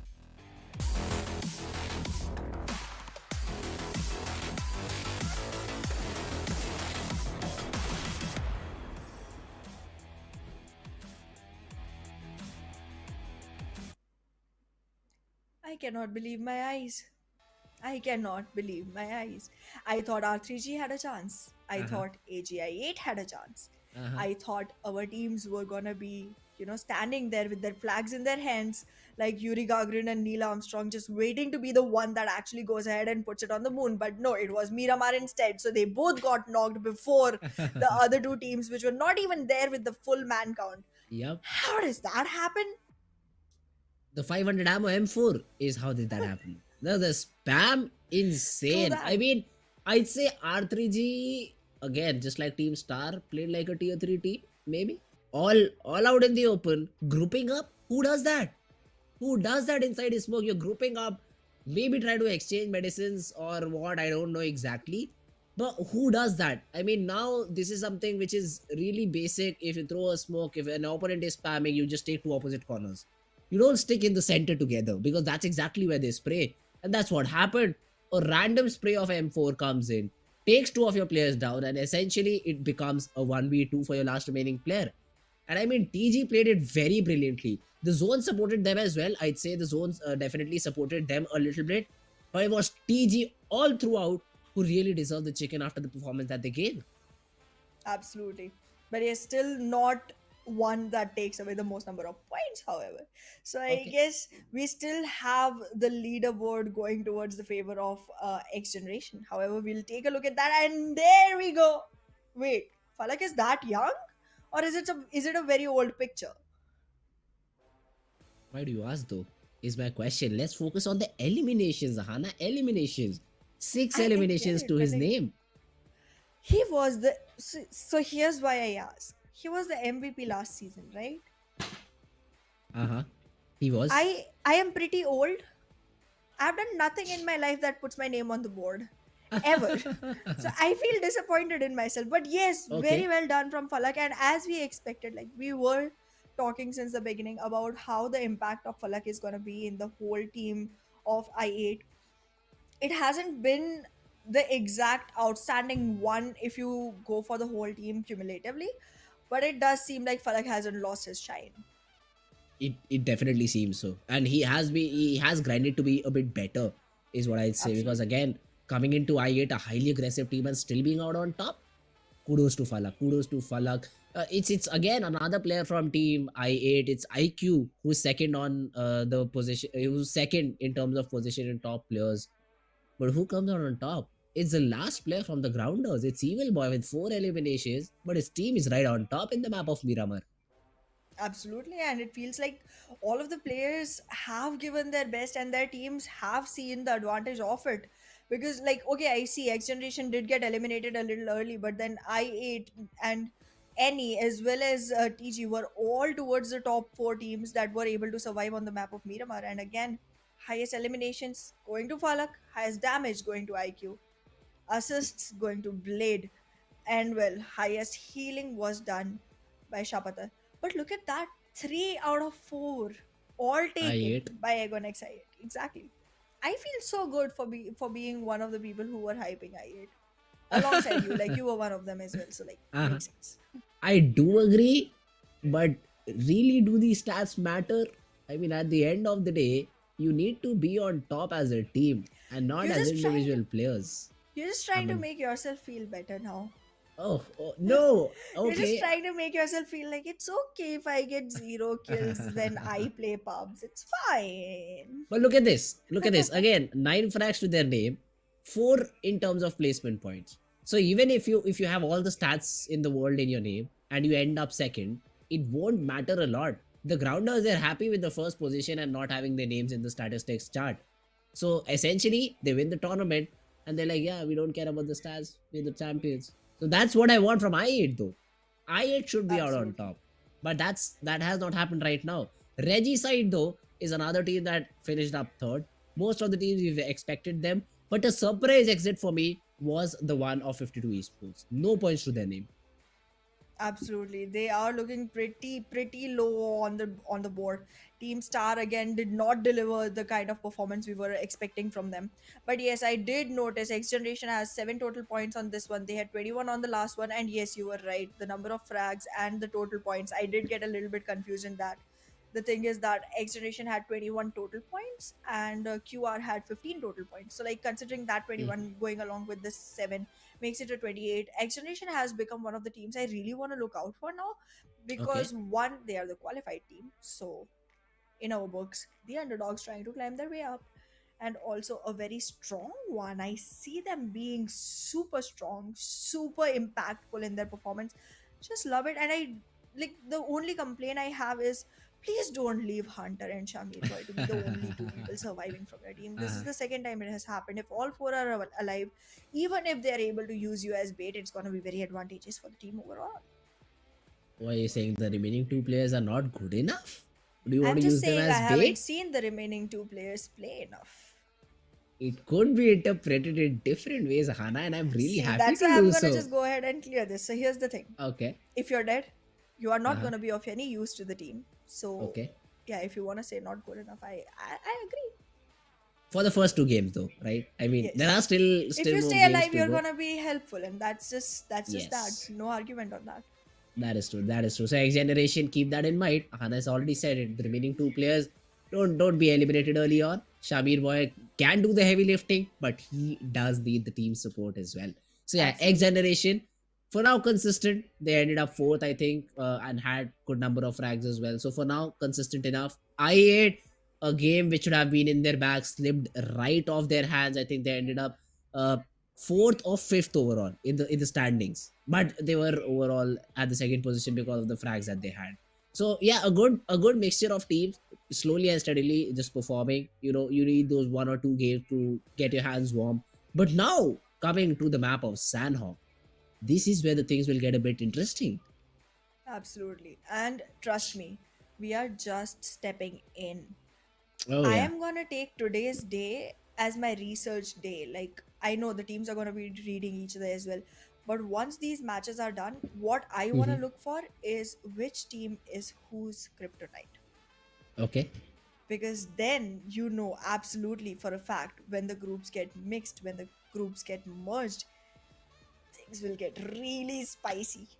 Really That is spicy. true. And I'm a good Jew. People think I eat a lot of sweet, but no, I like spicy. Okay. Oh, who does not? Especially in game. Exactly. I mean, who does not? Everyone loves a bit of spice, a bit of True that. tanginess in the game. And for that purposes, we will have a bonus match, which would be once in a week. But we'll have a Sanhok map as well, which will be every day. So you'll get the sweetness and the tanginess at the same time. So we're waiting for the map of Sanhok. I'm really excited to see the map of Sanhok for from a very long time. I haven't seen. I think from the past 1.5 year, I've not seen Sanhok being played. So I'm really excited to see it. Boot camp, especially as a area to control, is something I'm really looking forward to. How do the teams approach it, or is it completely deserted? Paradise Resort again, another such angle. You have so many rat angles from where you can get shot. I love to see it. Absolutely. And now that you have started talking about Sanhok, I do want to bring this in light. I mean, it's a very argumentative statement, but here it is. Okay, My favorite map in PUBG is Sanhok. I love Sanhok. Snake. For me, Sanhok is above Erangel, Miramar, everything. Oh, What's your take? okay. No, I hate it. I Oh hate it my because god. I'm a player. I'm a player who just throws the sprint button on and I just want to frag. And when I get bit by a snake, I cannot even say the words right now on stream which I say for that particular guy. So I hate Sanhok is what I'll say to this particular thing, Ahana. You might Okay. be one of the snake, I think. We well, I'm not a Yeah. snake, but I'm a Okay, I very got the down to answer. earth. I'm a very down I to got earth the person. answer. Okay, Uh-huh. that's the reason I lay on the ground. It's not because I'm a snake. Hiss. That's how snakes speak. That's how the snakes speak exactly in the same way. But yeah, now it's that map, and I think I leave most of the work to Ahana to explain you guys why the people are laying on the ground so much. Why are they so down to earth? Because the grass is greener. And sometimes I do even see Yes. tactical switches coming in, Ahana, in terms of clothes. You Yup. try to have greener clothes in this map, whereas on Miramar I've seen a lot of players with yellow clothes. Don't know Absolutely. why, but I think this helps a lot of the players, I think. Yeah, it's a great camouflage tactic. We've learned it from nature and we should be applying it in game because nature teaches us to survive, and survival is the name of the game. However, yes, when you come to Sanhok, it's a tiny little map. You have people everywhere around you, but the bushes are high. You're able to, lie down and hide, be covered, be right in front of the other player, and still be hidden. It's like hiding in plain sight. And as they say, the grass is always greener on the other side. Not in Sanhok. The grass is greener wherever you lay. We used to use a term earlier for this particular map. We used to say that Miramar has very little cover in terms of rocks, in terms of buildings in some zones. Erangel too poses the same problem around the region of farm and Pochinki, where we saw the first game end. But Sanhok, you need cover, just press the prone button. You're instantly covered from every angle because the players just cannot see you or there is a dip around you. So this is a very uh what should I say? A map which helps you rest in game, maybe? But that's Sanhok for me. Maybe it could be different for other players like Ahana, who still, by the way, I think is stuck in gold. Not not by facts, not Hey, by facts, but these players are definitely higher in ranks, is what I know. hey. That's unfair, huh? That's unfair. But like, yeah, But you're the right. facts, exactly. But the I facts, mean, okay. Look at this. Even though other ranks are better, when you win, you get a gold medal because gold has more priority. So I am a gold, and I'm proud of it. But not look in at this our game players. though. They are going all the way up because this was a northern flight path, and all our players have chosen to stick to the northern sides. However, again, Sanhok being one of the tiny little maps, the cute little chubby map, players get to go wherever they want without giving a care to anything around them. And that's exactly what happened. And as you were saying, bootcamp gonna be one of the best places to see initial fights. And that's exactly where we are. Team QWERTY and 3x. Same compound, right in front of each other. I am waiting to see when this starts off. Already it did. Ooh! There we go. Miracle down on the ground. Ah, QWERTY, they needed an opening. There it is. Zarbav though is in a position where he could play the spoil sport. Although he has a lot of players heading towards his way, so he ooh, needs to be spotted. careful though. A DBS. Voltrax does not have a lot of ammo in that DBS. He needs to be careful. Khan finally moving forward with Voltrax. He wants to get that trade at least. The player is still knocked out, so still the revival has not started. I think the side of team TUF also have also heard the shots and they do want to join in because I see Virus in the background. Pop though right now, still playing around. Jaideep gets taken down from TFD as Star Fury draws the first blood in the map. Absolutely. We are seeing our players step up and just take those fights. They're investing completely into it. It feels like Sanhok is one of their do or die maps. They're not waiting for cover. They're not looking for places to hide in because they know the moment you lie down, you are safe. This is not one of the maps which is going to punish you for that. This is not one of the maps where you feel like patience is not the key. Look at that early commitment and all the Two players way down. in. Exactly. Two players down on each side, and it's like there is no falling back. Oh my god, Oh, that was not a very calculated move there. Oh god. Oh god. Mongo. Mongo. You no, no, no, not that much. Not that much. Now 3x does not stand a chance, and none of their players stand either. That was a very quick elimination. Voltrax being a key part in that. plus the DBS, obviously. I mean, Yes. how can we forget the DBS, the perfect weapon for the job in these compounds. H2E though, on the other hand, they're also doing their job. They're also getting those frags. So all of these teams have started off early on, have started off to get those frags early on. 8 players have already been eliminated off the server, and that's a good start to the game, I'd say. HR versus H2E. Rex has been brought back up, but he does not get enough time to Ooh. reset. Next MVP comes in with No. the Tommy and gets 2. Even Asad goes down. H2E left with just Dread to his name. Well, this does not look good for H2E, and well, it is already looking like our teams are not in the mode to stay alive for long. This one does not give them a lot of chance to stay alive because, again, the fights initiate very early on in the game, and as we have heard before, this is not one of the regions that goes for heal battles when it comes to Sanhok. We're seeing them investing in early fights, and then just finish it off, take a flight, go to the next one, and then again rinse and repeat of the same exact playstyle. I mean, like, you're getting a lot of blood on your hands taking all those fights, fracking out all those players, and then in this particular map, they're not even washing up after that. They're just like, oh yeah, fine, we're gonna have another one coming in very soon. I'll tell you the mentality behind it. Why waste water twice when it could be just be done once? Tell me that. Get 20 frags. Wash all I the think blood you're at the not same one of the time. people who showers regularly. Not at all. You got me. You got me there. But yeah, I'm with nature. I love to save water. I Yeah, mean, how am I yeah. wrong there? I love to save water. It's scientifically proven we don't need to shower twice every day. That's Or true. or, You or, are or with nature. once. You are a monkey. Good one.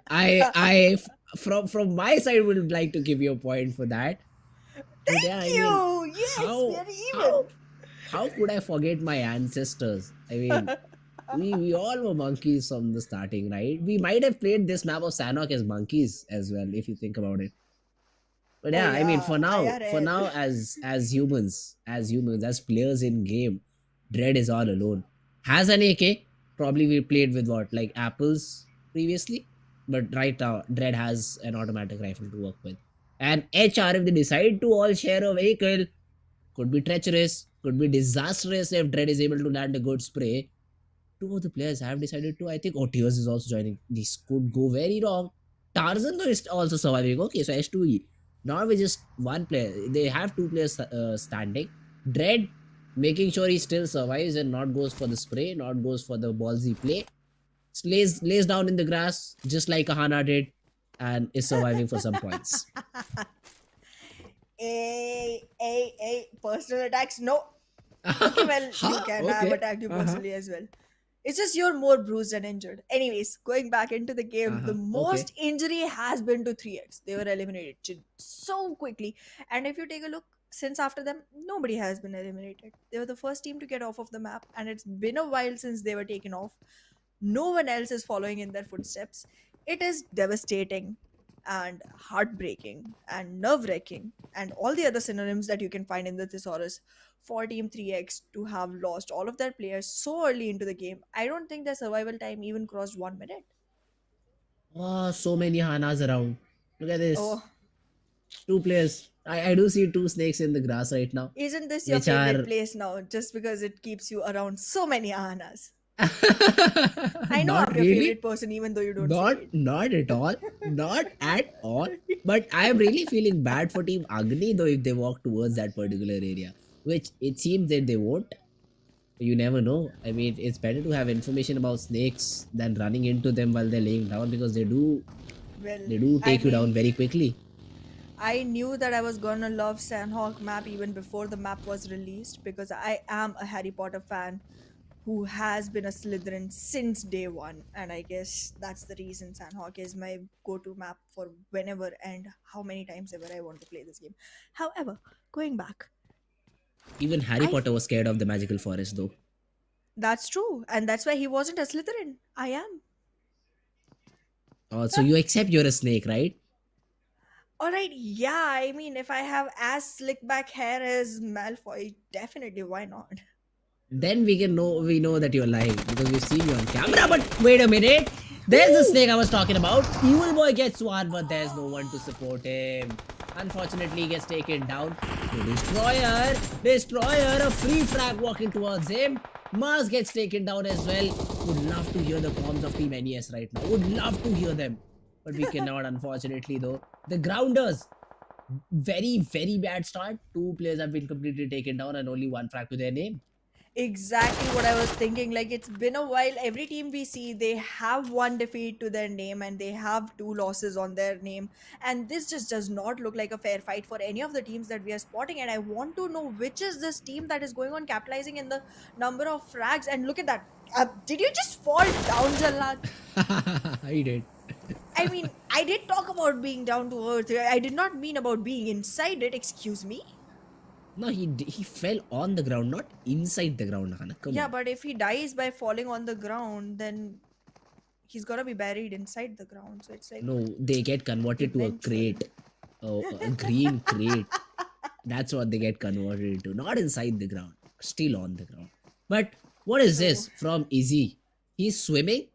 He loves water. I think he's not eco-friendly like that. But yeah, his teammate is. He was running just on the shore. On the other hand, NES losing two players to the side of 7th Element. Tabby, a very known name to me. I don't know why, but I have seen this player earlier. Divine as well. So 7th Element, a very, very known spot for me, maybe.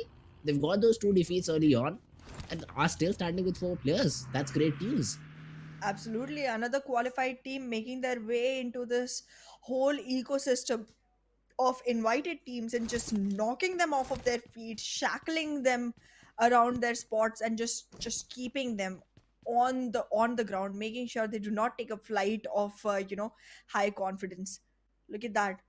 Team Grounders pretty far away from each other at this point, and if anyone was to attack them from the backside, if it was to turn into a backstab, this would not look good for them because there is no support that can arrive on time.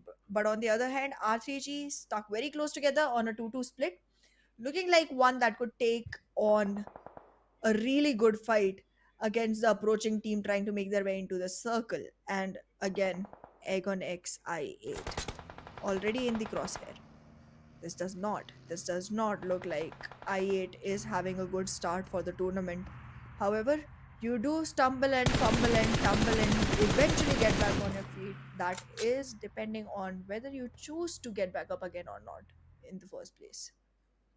Unlike Anna, who loves to just lay down on the ground because she's See, down to that earth. way nobody can, So here's the thing: if I'm Okay. standing, Uh-huh. people have the chance of like taking the ground away from underneath my feet. If I'm lying, my feet are not even on the ground. My legs are, but my feet aren't. So That's you exactly what cannot the make me side of stumble. the grounders thought, where Evil had his whole body on the ground and just got uprooted and eliminated. Well, That happens to you, that is because of which you're in hold, but not going there. 7th element, ah, rotating with a buggy, trying to get towards the center of the zone, which is a very interesting zone. Look at this. It has 2 islands, and once it shrinks, the bridge around Painan is going to become a very hot spot for all of these players to cross that particular river. well, absolutely. We are gonna be seeing Painan become one of the, hotspots where we see pies and naans coming in, being served. Not a very good combination when you come to eating those together, but okay. That's a dessert and a bread with no Ah, curry. Huh. okay. Why do I love food so much? Everything becomes food for me. But right now, What I'm thinking, our Hana, though, players, yes, what if it tastes good? A pie pie and naan. and a naan together. We should try it Yeah. tomorrow, right before the matches. Let's get here Ah, early and like half an hour before the matches, try it. And if it is bad and it turns my tummy upside down, you are to blame. However, right now, the tummies of our players are filled with butterflies because they are trying to look at each other with the very glistening eyes of another prey. this time 1 for 1 got a knock. So essentially, there's 0 for 1, but still the name is 1 for 1, which I find very interesting. HellRaisers though, next MVP, next MVP needs to get that trade. He does not. What? Oh, RF on fire gets 2, and even the god I helps him. 1 for 1, third party is the third player.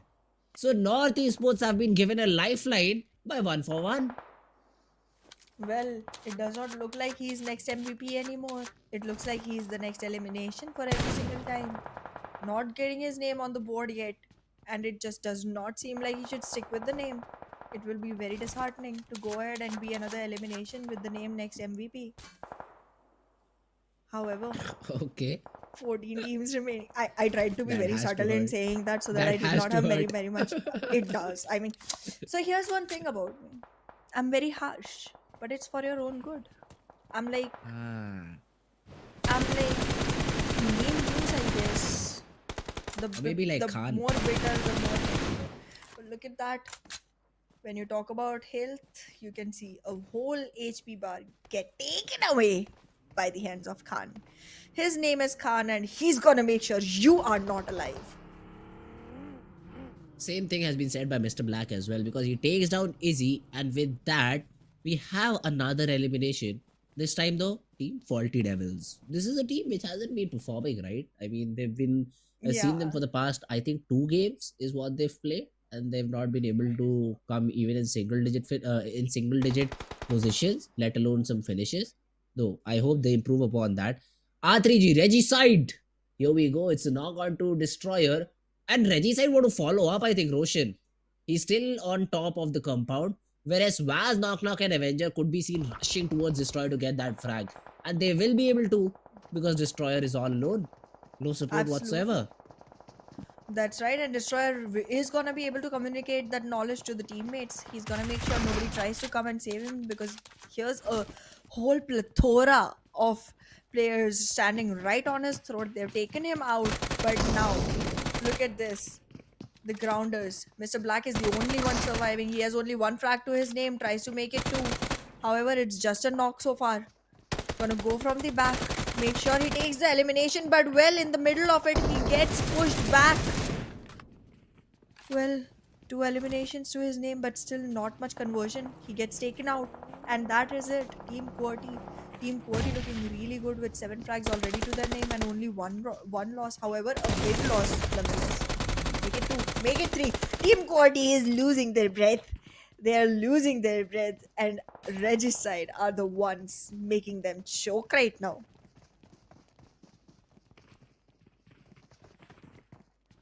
Well,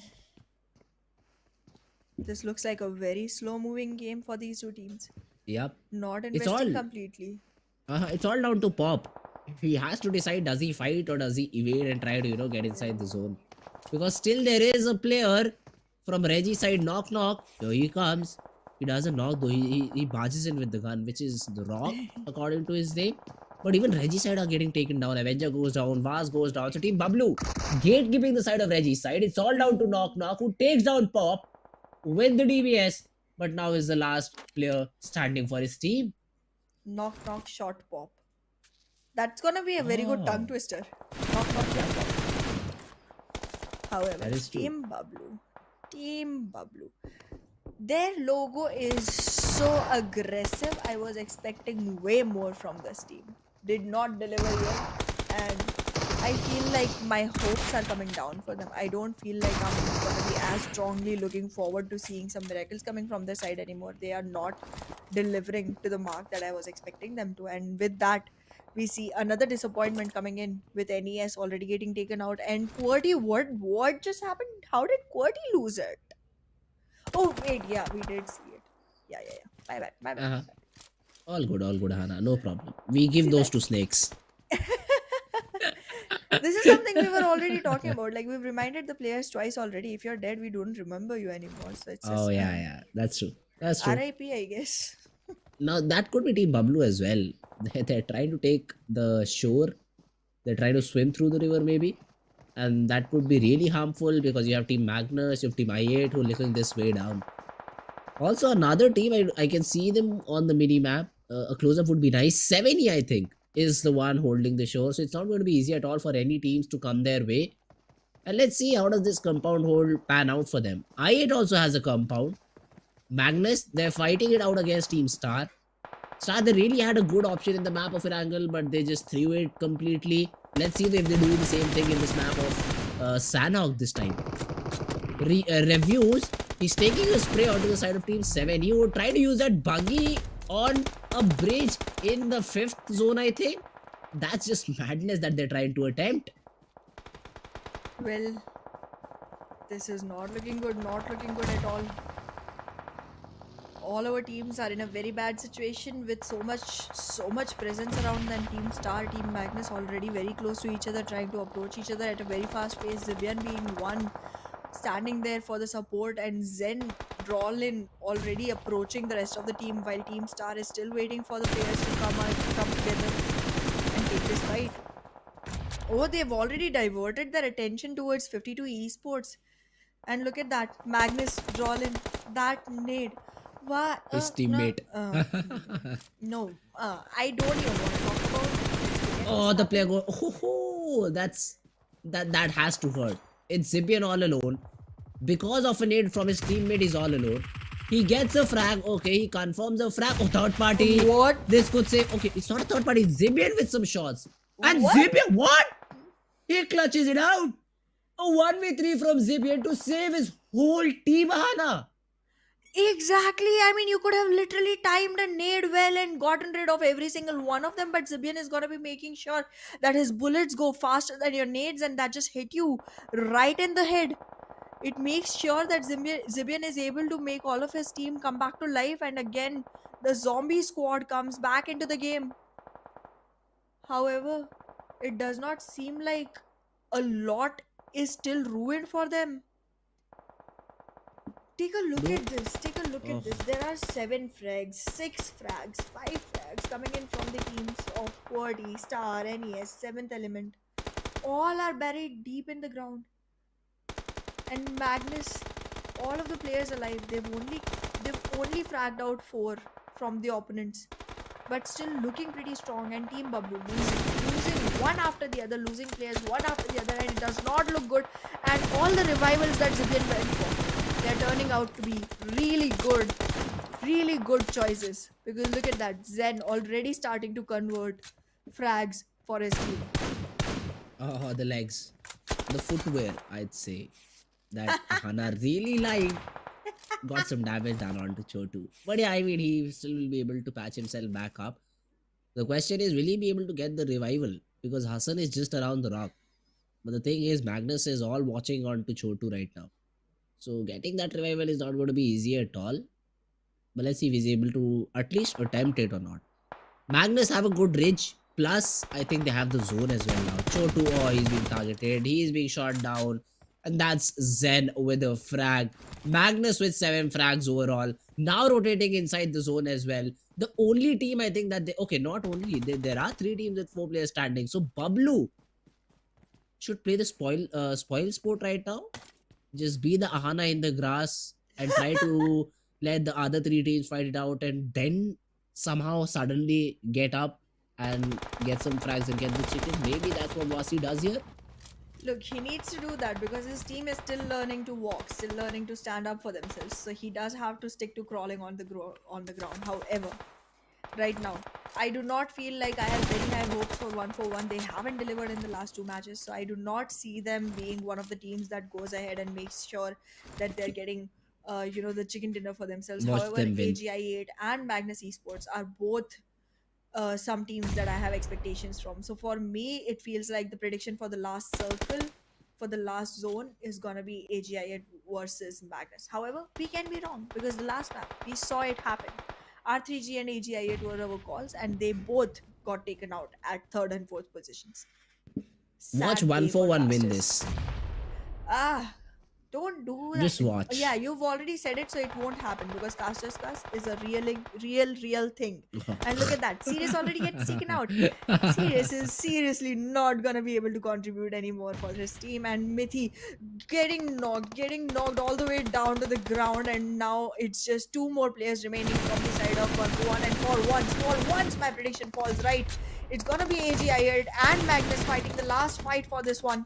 But look at that, AGI making sure that they are able to take a 3rd-party advantage onto Magnus. Already knocked. Faster 20 down. Oh, the nade. It takes him down. And Aiko does not know. JD still survives. It does not. Mithi. It's a 1v1 or is it? I think it is a 1v1. Both of the players are down on the ground. Falak is left all alone. JD needs to leave the rock. I He put needs my to money come on in, Falak. fight. JD is very low. And JD gets taken Woo! down. I8 comes out on top.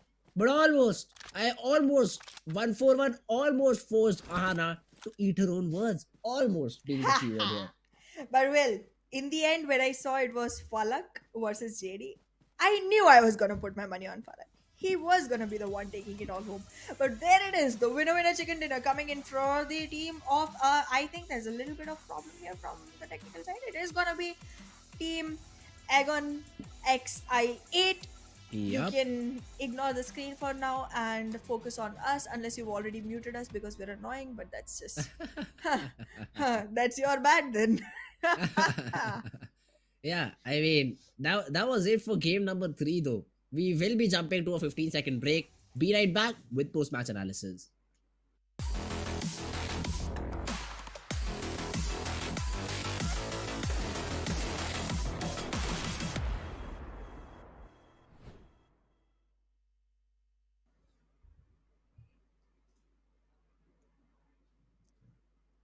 Well. Wasn't that a match? It was so exciting and so nail biting and so nerve wracking till the last moment of it. It was so indecisive till the last Uh-huh. breath of it that somewhere even we made a slight little tiny bit of a mistake, and it's forgivable because this wasn't our fault. This was the teams. They just made it so Yes. damn impossible for anyone to focus anywhere other than their fight. That is true. And I mean, Team I8, yes, they come out on top, but I'd say it wasn't a convincing victory. It was a Mexican standoff between the Hey. three teams. I'd say that. But then you're fighting, you're completely tunnel visioned on a single team. It's good that Falak was still surviving. Otherwise, I8 were down in the ground, buried, is what you said, right, Fandom. Ahana? That is what could It's have happened. fandom. It's fandom. Okay, I get it. But you cannot be biased. I'm not biased. I'm not Fandom, biased. one But to be thing. very honest, if it was Uh-huh. Falak against anyone, I would have said the same thing. However, if it was Okay. someone else surviving from the side of Aegon XI8, I would have been indecisive as well. However, yes, it was a great play. And like, I'm not saying this just because Falak was MVP. I'm not even saying this just because I like Aegon XI8. In the last two matches, I saw how the guy plays. It And literally puts looks. me in a place where I feel like, let me just cover my face with something because I am so ashamed of the way I play this game. He is just so top notch and so polished when it comes to the gunfights. That is true. I mean, defeating him is a very, very difficult task, especially in these close range battles. He he Absolutely. he does have that first bullet headshot conversion rate, which I think would be more than 80% if we have that stat. That has to be true because Falak, whenever I see him in a duel, whenever I see him trying to get a fair fight, it's unfair for the opponent by the way he hits it. So no one likes to take a fair fight with Falak. It's always yeah, let's just double down on him and then try to take him down. That's how you take down Falak. But yeah, I8 wins it out. They come out on top. A great game from their side. Sanhok, I'd like to see the statistics on the number of frags. Maybe 8 is what I'm expecting, which is not a whole lot considering the remainder of the teams which were eliminated very early on had a lot of frags. But yeah, coming out on top will give you 10 points as well. So adding up total, even the map of Miramar, overall I8 now is finally coming into contention for the first position. My brain is in a lag mode right now, Fritz. I have no idea what is happening in the world because I am replaying that last fight constantly over and over in my head because I had been waiting for Aegon XI8 to come up on top at least once because again, here's the thing. I already announced that I feel like they should win. Yep, you I did. was too quick to do that, but then I was like, please don't let me down, guys. Please don't let me down. And when they finally did, I was just stuck there and I could not get out of it. However, let's take a look at who the MVP was because this time I am clueless. I am Falak. clueless. I I don't know. think Falak. It can be Falak, and well, it isn't. It's Zibian because we saw him do Oh, that. okay. We saw Yep. him take Yep. that whole squad down single handedly, trying to clutch the whole round for himself. Yes, okay, my brain has started working again. I can now associate things that had happened. Yes, thankfully That was a very important clutch as well. I mean, it perfectly was. given to him because if Team Magnus were not there, it could have been an easy chicken for 1-4-1. Was a very easy fight against Team I8 is what I thought. But Magnus made it interesting. Team Magnus, they were the first ones to take the fight as well. I think they were able to take the two players of I8, one player of Team 1 for 1 as well. So they were the ones to initiate, but then they were, fired upon from two different sides. So that's the drawback of it as well. You get fired upon back because obviously opponent team is also here to play and get them frags. And Magnus were eliminated on the third spot. So they would be in a good spot for this particular game, but we'll definitely have to look for the overall standings. But for now, we will look at the remaining players who made an impact in this map of Sanhok. The remaining four players, the top five players. Zibin obviously the one on top. Arif, a surprise addition from North Esports. Falak from I8 expected. JD from 141 and IQ from I8 as well. Well, that has been quite a close, race between JD and Falak, not only in the impactful players list, but also in the game because they were the last two people surviving. And again, I am very happy to see that 141 was finally able to make their name into the final three teams, and that just gives them a good head start going forward into the game. But yes, I am seeing a good momentum starting in for the side of Magnus and Agonex I8. These two teams, they have taken their time to get back on the stage, but once they did, it feels like they are looking for the podium. They're rooting for the podium because that momentum is looking really strong, really, long run momentum coming in from their side. The consistency has just started to build up for them. And well, talking about the consistency, talking about the build up, here it is. The highest eliminations coming in from the side of IQ, Yeah. highest damage coming in from the side of RF. Zibian has the highest number of assists, and well, that makes a lot of sense. And Falak, oh my god, wait, what a second. Wasn't he supposed to be the one who makes damage and not heals it? Hey, sometimes you have to take damage to dish out some. Well, That's what Falak did right here. On top in terms absolutely, of highest absolutely. healing done. But yeah, talking about the match There ranking it on top is. is gonna be Magnus Esports. They had good eliminations. They had good eliminations to their name. So obviously on top with 16. I8 had only 6. Disappointed in terms of elimination points, but very happy Hey, that they got the WWCD. One for true one that, following but it them still up. puts them on the same point total as Yeah. Magnus, so I guess it's fine, it's justified. But like, yeah, Mm. Uh-huh. this does not look good for 3x. The Faulty Devils, no, no. It's like they did not even play the game, right? 0 points, Yeah, nothing, not even the game played. So it's hard to be there. Team Tough at least had a single point. This could make a lot of difference in overall standings and those hefty little dollars. $1,000 buff could be there, but yeah, it still hurts to have 0 points at the very and be at the very bottom of the leaderboard. So I hope they make a comeback. The Faulty Devils, the first team to fall. That boot camp fight also did not bend their way. So yeah, I mean, we might see some drop changes on day number 2 because of this. I yeah. do hope that should happen. But yeah, right now, Team 52 Esports, another team I would like to talk, not in the best possible shape. So let's have a look at the overall standings as well. Let's see how all these teams Ooh, stand after yes. game number 3. Wait a I8 second. on What? top, 37 points to their name. They are defending their title. So basically, it seems like in the last match, X Generation didn't do much because they almost reached 28 in the one before that already. They did They, not play.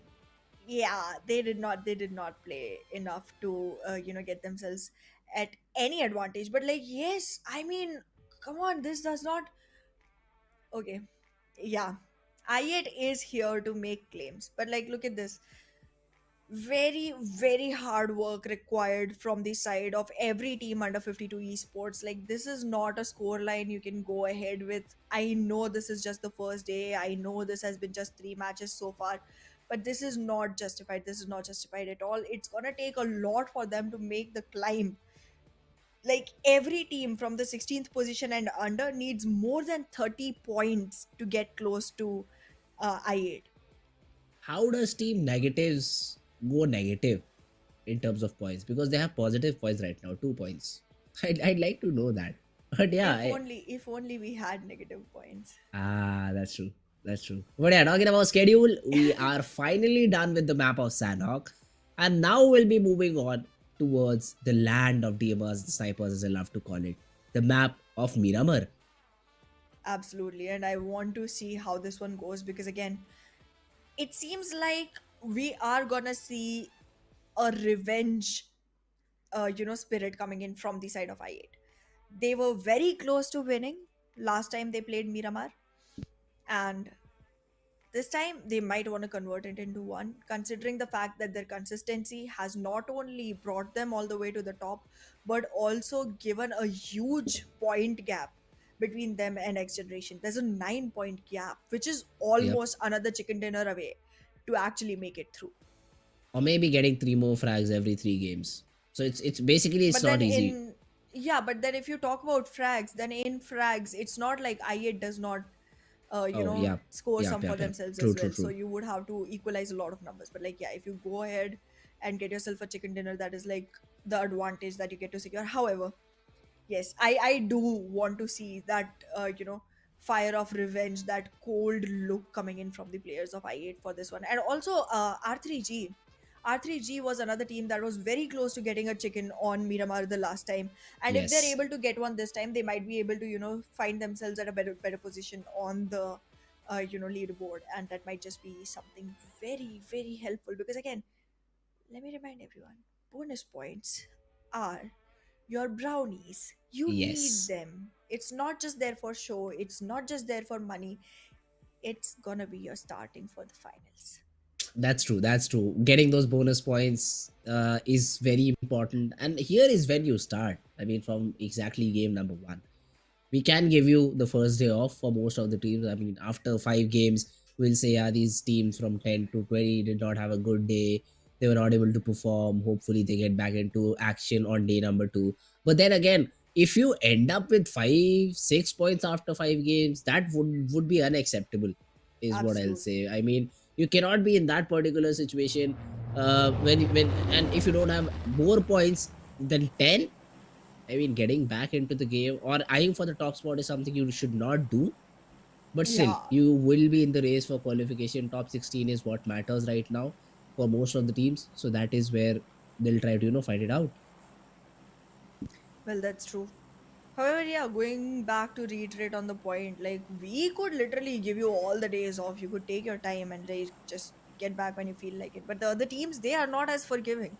So you might want to make sure that you do not mess with the dynamics of the game and just make sure that you are consistently going on top, climbing your way up, whether it's steady or not. It cannot be slow. It cannot be slow, not in this case. However, look at that, such a tiny flight path going all the way from southeast to center south and going all the way across from Los Leones.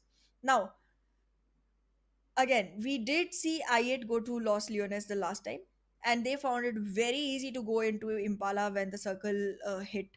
But this time, I feel like they're not going to be the only team there, and it might result into early fights. And if that happens, I8 needs to be on on point because right now they are in the eyes of every single person. They are ruling the leaderboard, and I feel like all the other teams are going to make sure that they give them a fight which they are unable to get out of. And look at that, the circle has already arrived. It's a very centralized circle, and well, all the way from water treatment to Minas del Valle, it's all going to be inside the circle, and our teams are going to have a chill time. No one to prison again. No one is coming to your home, Hana. How bad do you feel though? Nobody wants to visit me. That's true. But we do have a team which might go to the grave here in Puerto Pariso or maybe even San Martin. Hey, And that's that where could be eventually TFD. everyone is gonna be. In this game though.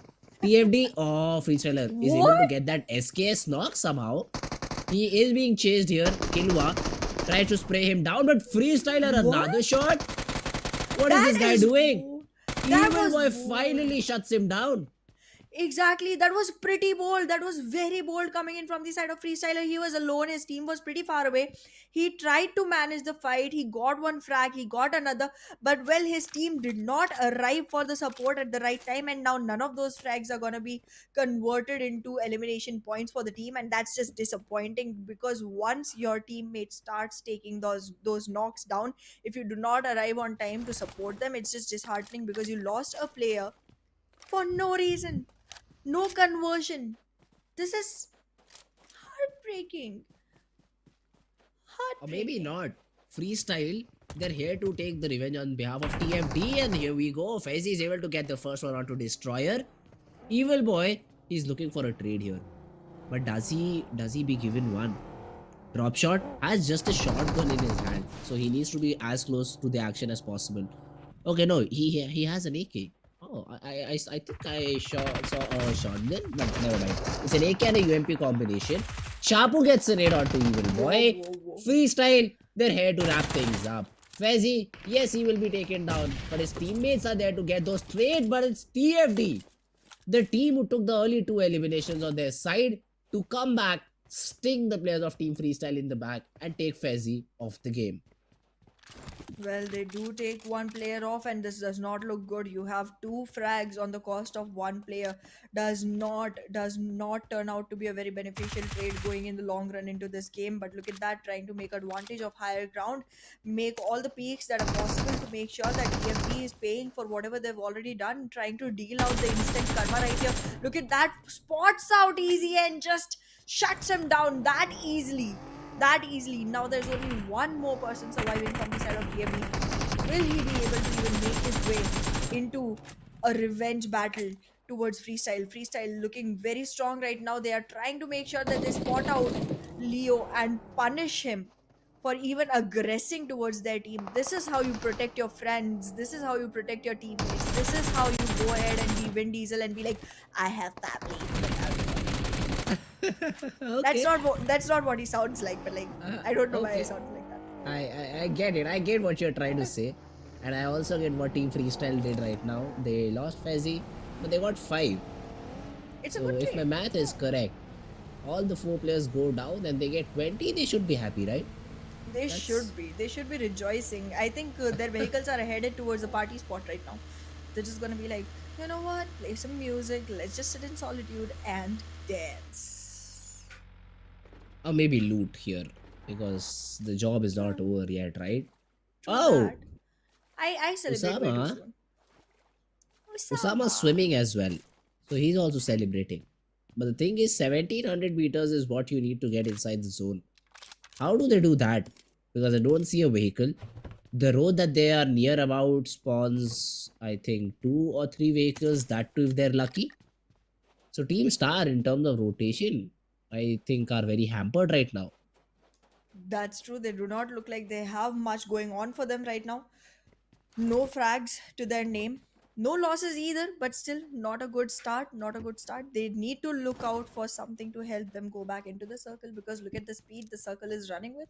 It's not going to be very easy for them to survive for long. And look at that.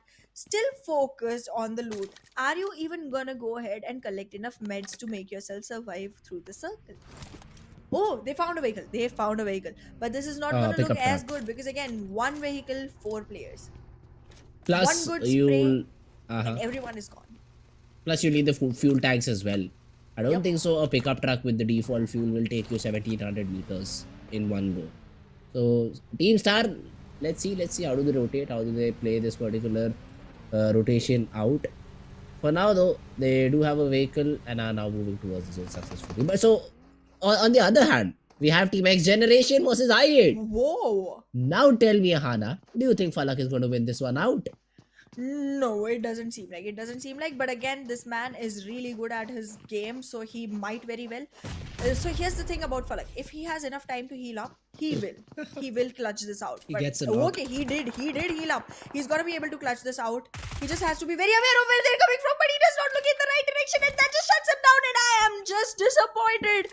I am just disappointed. This was looking like he could have taken this one. He had a teammate on an upper area, up top of the hill, who could have helped him It just did not work out. It just did not work out. He could not look back at the right time, and well, oh no! I put my money on the wrong side. I did not put any money.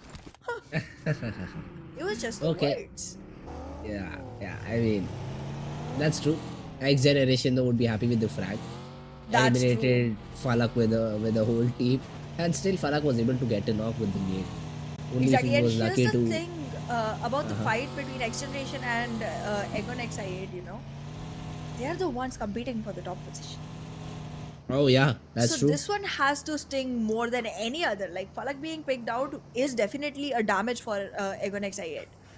But him being picked out by X Generation not only means they're losing a player, it also means they're giving away an elimination point advantage to the team that is so close to them on the leaderboard. Yep, that's true. That's true. For now though, Magnus Esports, I love the monster truck though. I mean, that is huge. And if you're able to get this truck through the final zones, it could be of great value in terms of cover. So let's see the Zibian. How does he want to utilize it? For now though, just roaming around the streets, roaming around the hills of Miramar, admiring it, admiring the beauty, only to be stopped by some shots that might be taken down by Team QWERTY. Who is his fellow rotating mates, I'd say right now, because they're also rotating. Team Magnus also rotating, trying to get a better spot. What are they, teams or planets? Oh, but there's no sun as such. You could Well, then say that why? the zone is the sun attracting everybody towards it, but I don't know. I mean, does I not feel like sound it's like a. repelling everyone to away from it. Oh, okay. Another interesting take here. But yeah, team Anyways, negatives. How do you get yes. negative points? You're +2 right now. Think about a way how do you get -3? Because I cannot. Well, no. I mean, do not focus on that. Do not try to get negative points. You're already way too far behind. You have to buckle up. Get positive points for yourself. This guy himself is negative, so no, don't listen. No, not for this. That's why I love this team. I mean, what I am is the name of this team. You get it? I mean, I that's get why it. I love this team. And I get it. I'd like to see them out on top, but then it would interfere with their name. So I don't want to do that, if that Wow. makes sense. Wow. Wow. No, it doesn't make sense, but I'm gonna have to pretend it does because well, we are casting together and Yeah, I have to act haha, like I let's like you go. too. So, oh, Scooby. Okay, this name is a tongue twister. Scooby Doo Papa. Scooby Doo Papa. Got together. Yes. Can I say it right? Can I say it right for once? Scooby Papa, re boom boom boom boom boom. I'm sure you've heard that reel, right? I I mean, haven't. that's you haven't. I'll send it to you today. Then I'll definitely send it to you today. It's a very interesting reel. It's a very interesting song as well. I think that's the inspiration for this particular name. But yeah, team negatives. They might have a fight with the last remaining player of Team Grounders. Let's see how positively will they be able to close it out. For now, though, we see Scooby Doo Papa being completely boomed out and eliminated out of the server. Magnus Esports, they are outside the zone, but they're trying to gatekeep the players of Team QWERTY, I think. Well, Team QWERTY. Team QWERTY. Oh, What it's did you Quantum do? Range.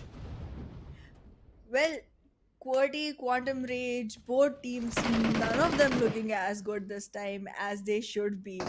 Give it any name, it's not looking as strong as they started off. And wait a second, did Senior get picked off as well? And was Senior the last one again? No, he wasn't. Yeah, no, he was the last one. So, yes, Quantum Rage. Quantum Rage. Pokebot, everything is on your shoulders as long as you can carry it. But we've seen Magnus. We've seen Magnus before. We've seen Magnus take the clutches. We've seen Magnus do the impossible, the undoable, and this time it seems like they're gonna go for it again. And there they are, there they are. All of their bullets going right to the point there where they want it to be directed. And with that complete GPS oriented shots from the side of Magnus, shot right into the head of Team QR. They shut them down, and look at that. Can you believe a team that started off with is all the way on 15th position in a map? Uh, Team negatives, though, I'd say this is not the best possible outcome for this fight. You had to just fight a single player and you still lose one of your players, and even Buzzet was knocked. So negatives, not in the perfect situation right now, although the zone supports them. So that's one of the things that went in their favor. Reggie side against Team Tough. Important fight, important fight. Let's see if that happens here or not. Edgar is interested. He's taking some shots. He wants to dish out some damage, and he does. Avenger has taken a chunk of damage out of himself, but he'll be able to reset by falling back behind that ridge. The circle is closing down as well, so we might see a few fights brawling here and there. Absolutely. However, with the number of players still surviving, with the amount of area remaining to their name, it seems like our players will have to bite more than they can chew. It's gonna be fights left and right. They're gonna have to find out the exact position to take the fight from and how to withdraw from it. They cannot invest into any fight without a plan of escape out of it, without any exit strategy, because again, this is gonna be a lot of players in a very little land area, just like the most populated countries of the world. It's just dense, it's just dense, no breathing room, no wiggle room. All you do is make sure that you take your shots and fall back. Though there is a third party element, Knock Knock has been taken down completely of this particular area. Edgar dishing out some good shots. I mean, Avenger also gets dinged over here. Edgar, he has to relay that information, right? His teammates can capitalize on it. Even I8 is into a battle with Team HR. A nade being tossed his way. Edgar, let's see if he's able to manage a knock before that or not. For now, good chunk of damage being dealt on him as well. Reggie side, they want to close in the distance. The first hit has been popped. He has been able to reset, but does he have support? I don't think so, because he is trying to fall back. Edgar, this is an important battle. He needs at least one so that his teammates can come from behind and get that revival. I like the Vaz position that and Virus is Roshan. holding. Oh yeah, Exactly. definitely. And even Edgar comes into the line of sight as well. Avenger might have an option to get that knock. He almost did, but he whips out his shots. That's not good at all for Team Reggie's side. Absolutely not. And at the same time, the team that you were putting your money on, one for one, going on capitalizing over onto Team Star. However, this fight is going to terminate very, very quickly, because look at that Regicide just trying to close it on the distance. However, they are very unaware of the positioning of the remaining players from the side of Edgar's team. PUF might just be looking strong, but they are not gonna invest in this one. And look at that, Egonix I8 have just rotated from near them, gonna stay right on the circle, making sure that any rotations can be stopped here. But look at that, one for one. They've already lost one player, but they have four defeats to their name, and that is a good trade. However, we've seen better. We've seen better. 1 for 1. They've lost Sirius in the process though. They've got 4 frags to their name, but that won't be enough. And now even the zone is shrinking, so they need to find another compound or maybe a natural structure that supports them, that has a ridge to play around. Team Tough though, standing with just 2 players, Edgar and Joker Sir have been taken down. M7 Avaris just left all alone to do the heavy lifting here. Reggie side, the team that was previously attacking Team Tough has finally settled down in a compound and is now looking to just exchange damage, I'd say. Because even if they get a knock, I don't think so they'll be very ready to go in for the push. Well, a push definitely needs to arrive soon enough. Look at HellRaisers. They're playing in a 2-2 split, and it's not a by choice split, it's a by chance split. Still hunting for vehicles. Gonna rotate back to the team, gonna regroup there.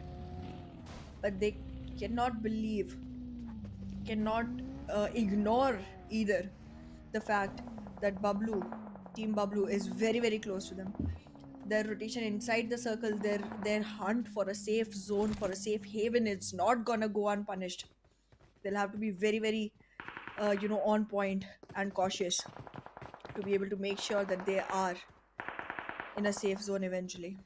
Look at the amount of vehicles for mobility and for cover acquired by Team W. I see Team Bablu, doing really good towards the start, but once they start investing into fights, they do not turn out to be the ones with the upper hand. And one for one is gonna be targeting them very soon. However, talking about your favorite team, they looked like they have been covered from all corners by 52. That is A+B true. Sports. And there it goes. There it goes. The spray started, but it did not continue, could not connect for as long as they would like. Cover was provided, and look at that. Guru Boy is going to be making sure that from the back he can do something, but no, he gets Third punished. Soon party. as he starts, Hassan is going to make sure that he converts that knock into a frag. Team Negatives looking really weak right now. Only two players standing with one elimination to their name. This is a bad trade, and the amount of time they have survived just seems unjust. Just seems unjust. Even Chotu gets taken down. The trades are coming in, but Tough M7 gets a double knockout to the players of Team Reggie side. Avenger and Vaz, they both go down, and I think that is inside a vehicle. That's why these two frags are able to be delivered. 784 takes down Drolin from Magnus Esports as well. So a lot of fights being thrown in left and right.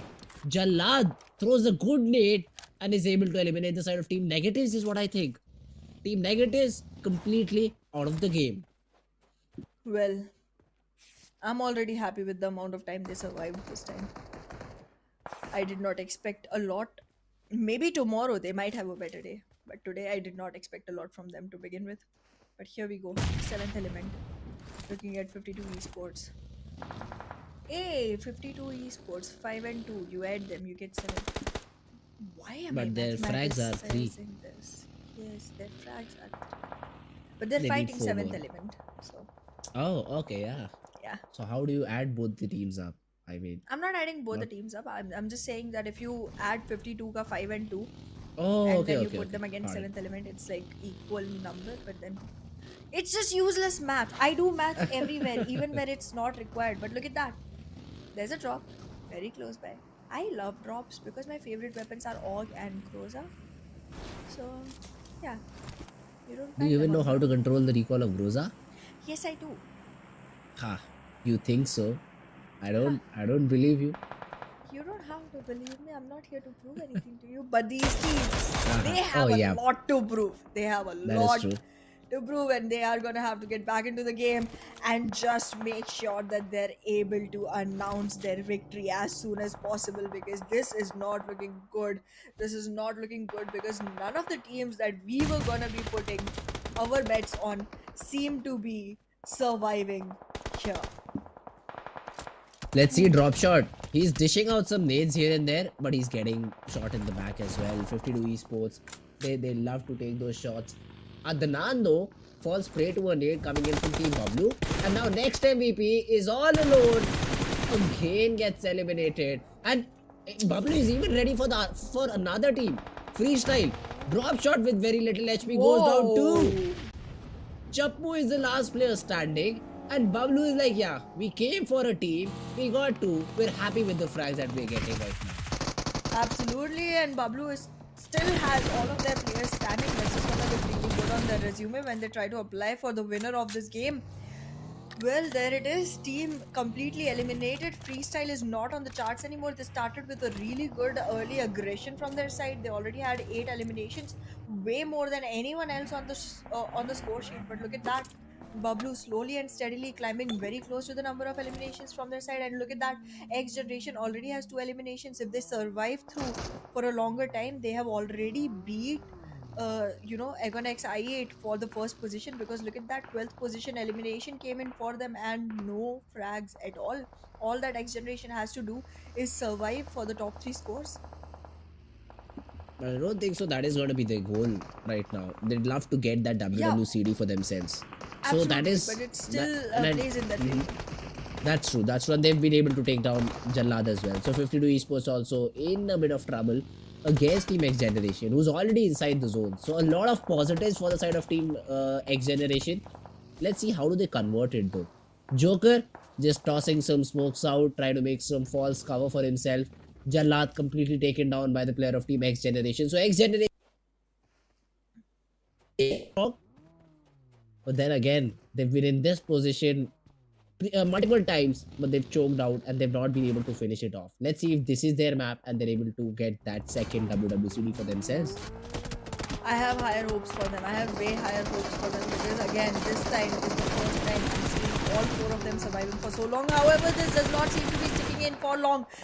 Seventh element is gonna arrive for the support of X Generation, knowingly or unknowingly. They are providing a cover to X Generation that they really desperately needed here. Look at them, seventh generation holding on to the very high ground and making a lookout for TUF as well as the fighting team for X Generation and making sure that X Generation gets the time to actually recover from the fight.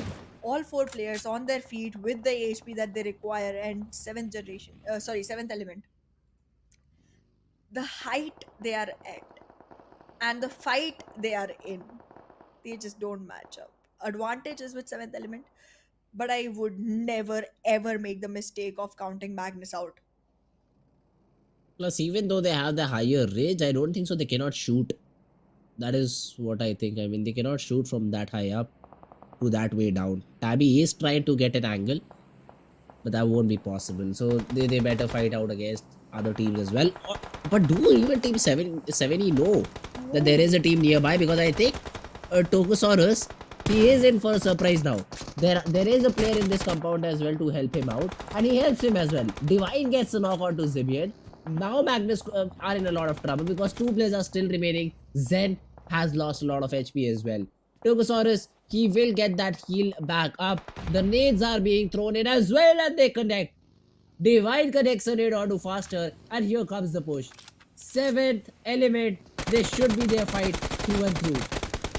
Whoa, whoa, whoa, whoa, whoa! But be aware, be aware. Zibian is trying to recover, and well, once he does, he is the one very capable of making clutches here. But no, he's gonna be shut down. And seventh element making their way all the way to the top.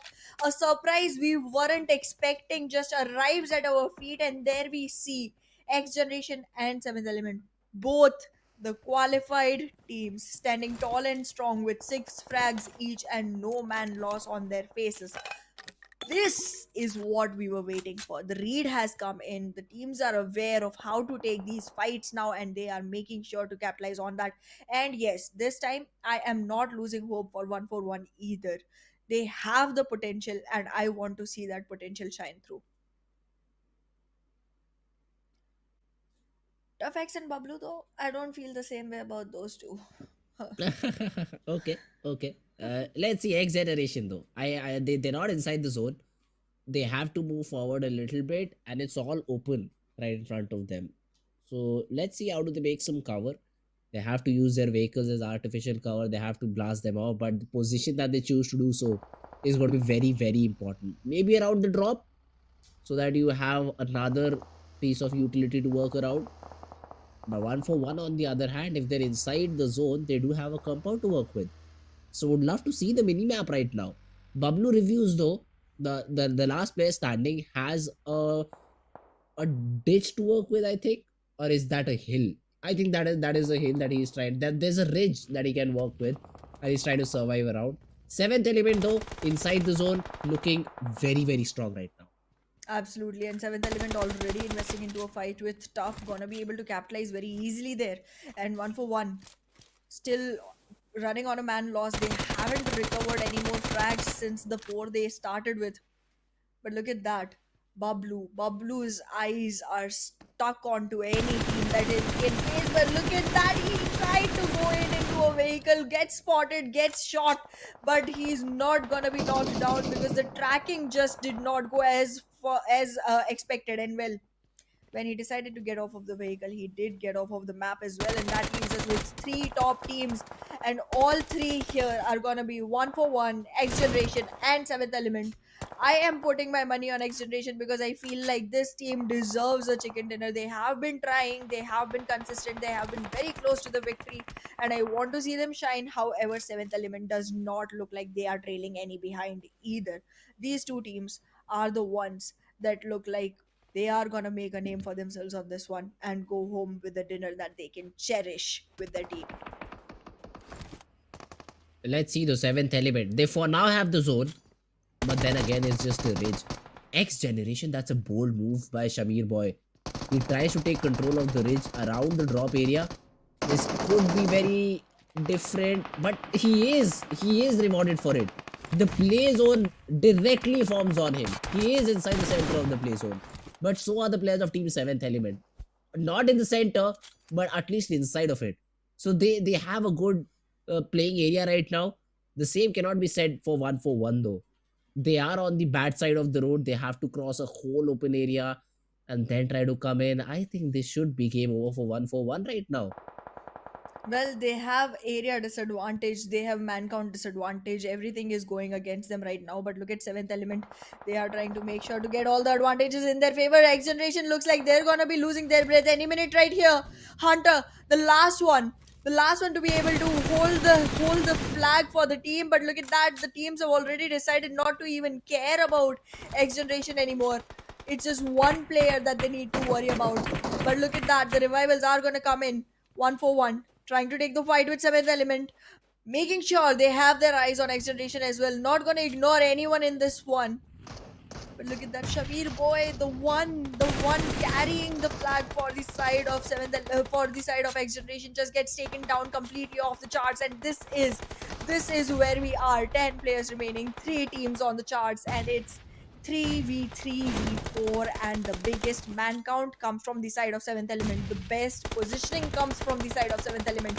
It seems like they are the ones that have all the things going in their favor. But look at that X generation thug, he is gonna be thugging everything out. Hunter is on a hunt as well. It seems like they are not gonna be backing down from this fight until they have capitalized on the numbers that are coming their way. 1 for 1, they don't even stand a chance. It's all a fight between X generation and seventh element. Who will win this? Who will win this one? This just does not seem like one that can turn into something. It's gonna be very nail biting till Final the zone. last breath. The zone, exactly, that is shrinking in, and the vehicles are out. The Oh, the players are being shots. taken out as well. Not looking good. Did the team just lose their breath? There they are, 6 eliminations. Thinking that's the position they're gonna go with. That's the third position for them. But seventh element goes in, takes X generation out of the maps, and there it is. The winner chicken dinner coming for a team we expected nothing from. And X generation still, however, manages to make sure that the first position of the leaderboard goes to them. What a game though by 7th Element. They played it very brilliantly. They were on top in terms of eliminations as well, and a 24-point game. That's huge. That's really huge for them, It and this is. will push them. It will push them up the leaderboard. But guys, we'll be taking a short break. After the break, post-match analysis.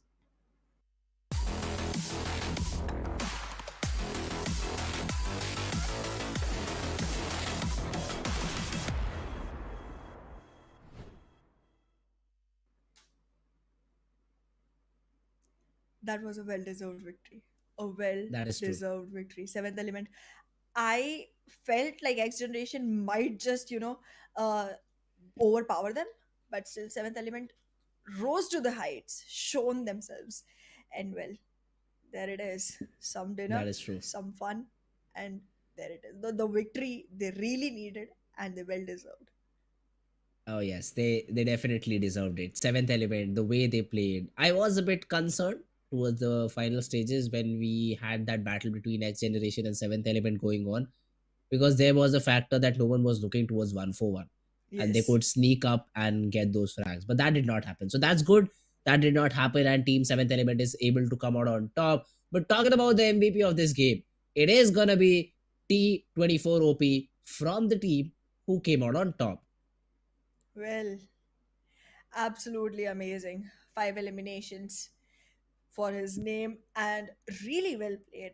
However, I do feel like it would have been a much more difficult victory for seventh element if Shamir Boy did not just plant himself in the middle of the whole area to be spotted and taken down. But yes, very well done, and kudos, because I had very, very little expectation from them, considering that they were not in the top three for the last 3 maps. And then suddenly they just rose and shone like no one else did.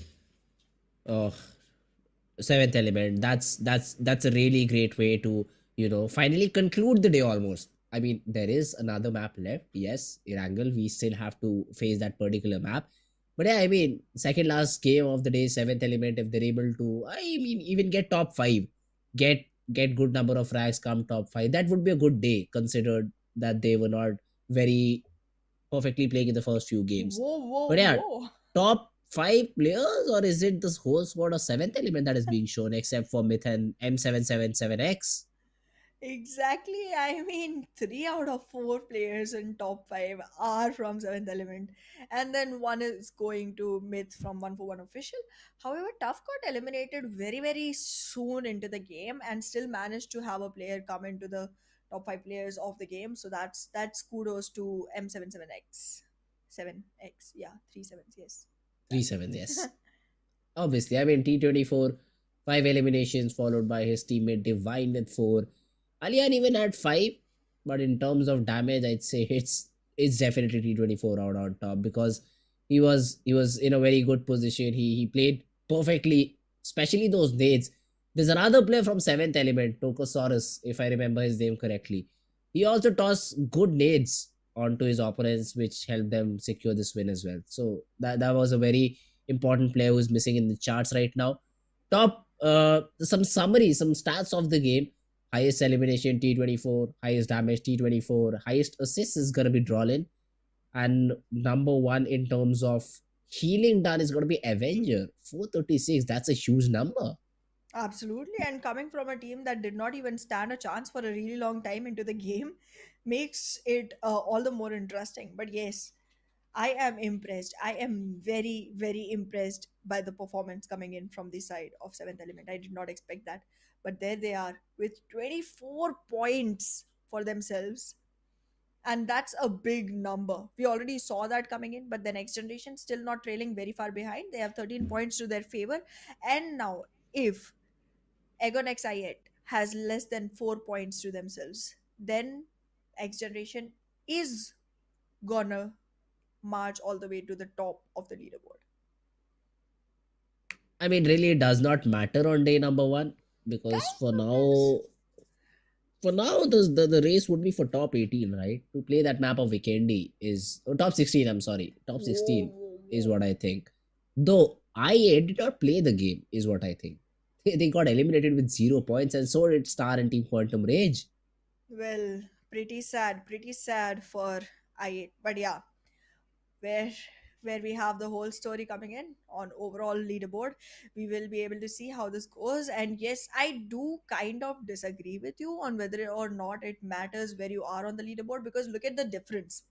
The difference from the first team to the seventh team is literally 21 points. That means getting a chicken dinner with almost 11 frags. Sorry, with 6 frags at least. And that's a lot. That's a lot, to be very honest. So I feel like it's a huge climb to go up there. And even though it's just the day one, it's still like 20 more matches to be played before the first bonus match.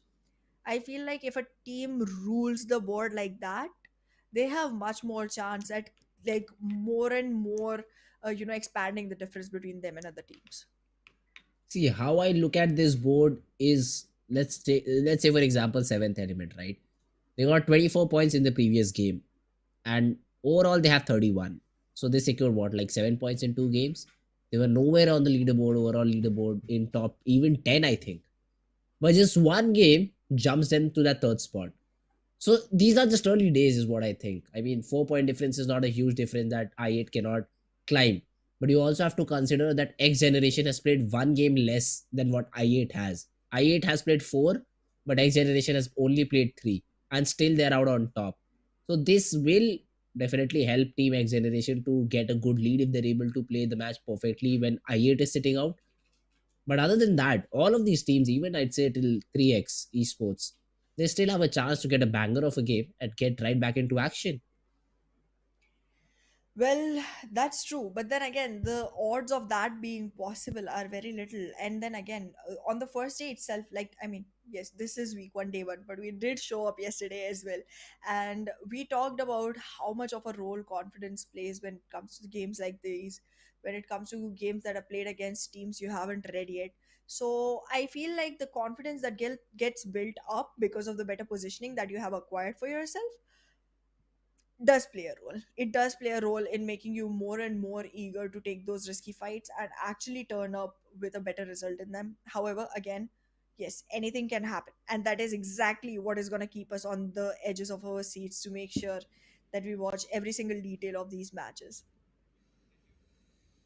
Let's have a look at the map recap is what I'll say right now, because we already have seen 4 maps: Erangel, Miramar, Sanhok, Miramar. No repeat winners. Nobody has been Exactly. able to take that second chicken home. Or will that change in this map of Erangel? That's what I'm interested to see right now, Hannah. Absolutely. I'm looking forward to the same thing because, again, a lot of the teams that have a really good standing for themselves have played all four matches so far. So now that we come to the last one, Group A is not going to be playing Erangel this time. So a lot of the big names that we were betting on do not seem to be a part of this run. That means it just No, gets I8. no I8 exactly. So this just gets very different for a lot of players because, again, if an aggressive team does not show up to a map, you know your fight is going to be very different. You know your game style is going to be very different. You know your opponents are going to be very different because very few people are going to be taken out if the aggressive teams just take a seat back. That is true. Plus, for Team XGeneration, this is a golden opportunity to extend their lead. Get that WWCD, get 25 points on the board, make it very difficult for I8 to come back. But that's a very big ask, considering the Exactly. game has even 25 is hasn't really even a big started. ask. I know 15 frags. Well, XGeneration No, 10 has done frags. it earlier. 15. 15 frags? 10 is what Okay. you get when you Oh, come out yeah, on yeah, yeah. top. Sorry, sorry, sorry. Yeah. So X Generation has already done it on the map of Erangel. 15 frags is what they got in the first game. The only thing they choked on is the position. So if they're able to convert it into a chicken this time around, they should be good. They should be set for at least 2 games. They'll have that insurance policy for 2 games, and they'll be like, yeah, if we don't play well in 2 games, we still have the buffer, we still have the points. I still need to climb up and catch us. That to considering we'll play 2 bad games. So I8, it's not going to be easy at all for them if X Generation is able to get this game in their bag. But let's see if that happens or not. The plane path this time though around Stolber is what I think. Severny Stolber, I think, is the region from where this plane path is going. Interesting plane path, a bit central. Let's see how the teams take their drops. Well, we will see teams trying to approach for their preferred drop locations this time, and I am trying to look really closely onto Team X Generation, onto Team Magnus, and onto Team 141 alongside R3G and Seventh Element, because I feel like all of these teams have shown great potential in the past matches, and I want to see which one of them now capitalizes on the position because now they are all in the one single map together and they can very well fight this off and make themselves a standing that can take them a long way in. I have high hopes for Magnus though, because I really feel like Zibian just went a little bit unrewarded, and I really want to see him make his way back up with the kind of fights the man takes for the team, with the kind of standing he brings the team back to. It just is very very persevered. Let's see though, this time you don't have I8 in military base, so Team BABLU and 3X are trying to share that region. Even two different teams are dropping in Novo Repnoi. Whoa. So the containers are not being left alone at all. I love this. I'd love to see the fight of Team HR in Novo Repnoi. We might see a battle between 52 and Tough, or maybe even not, because they're dropping around the hill region of Georgiapol, and 52 Esports is completely on the other side. No fights there. Novo Repnoi, the hotspot, I do see two different colors being overlapped in that particular region, though the zone has shifted all the way west here. Absolutely, and no fights have already started taking place. X Generation is just not leaving QWERTY to take a breath. Look at that, QWERTY is not having much to do here. No weaponry in hand, can't just get gets spotted, knocked, and brought down to his knees for a blessing coming in from the side of X Generation. And there they go, shooting him from the back. Actually, they don't. I think they just want to punch him out. But in any case, QWERTY, early loss of man count, and same story for H2E as well. This just does not look like a very good game. Early frags coming in, early eliminations coming in, teams are losing players, and that's just making their man count on a very disadvantageous position starting off in the game itself. It's hardly been a few seconds. You've just touched the ground and you've already buried some in it. Even Rex is just waiting his turn out. No one there to revive him. He will be taken down with just with some time. HR, they try to hunt that player. They know that they've got that second knock, but haven't been able to receive the frag for it. So they're hunting for this particular player. Though Rex has made a smart move, not trying to give his loot away. Yeah, he knows he'll be taken down, but let's not give the loot away to your opponents, right? Or did Tio see the smoke, the green smoke? I think he did not. Otherwise, you would just have ran towards it. Anyway, Team Tough, still the weird drop, the weird split drop from this particular team. You have Virus just completely looting up hospital, and then his teammates would be somewhere around this particular area. So yeah, they're also looting early stages. No problem whatsoever for any of these teams. Absolutely. Team Tough is pretty aware of the fact that no teams try to attack the hospital area. And look at that. It's a very close range, but it's still too far off to actually initiate a fight between them, because on the other side of this of the river survives 52 esports. However, look at this. This circle very clearly narrates that 52 esports and Bablu, both the teams are going to have a really good advantage when it comes to fights that are going to happen. Like when from Zarki negatives try to rotate into the circle, 52 esports can capitalize on that pretty well. And when all the teams from the side of military base try to run in towards Quarry or Ferry Pier or Primorsk from the side of military base, Team Bablu is going to be able to guard the bridge. There is another bridge available, but that would just be a really long rotation for teams, and that's why if they have to go from there, it will be a much more early rotation.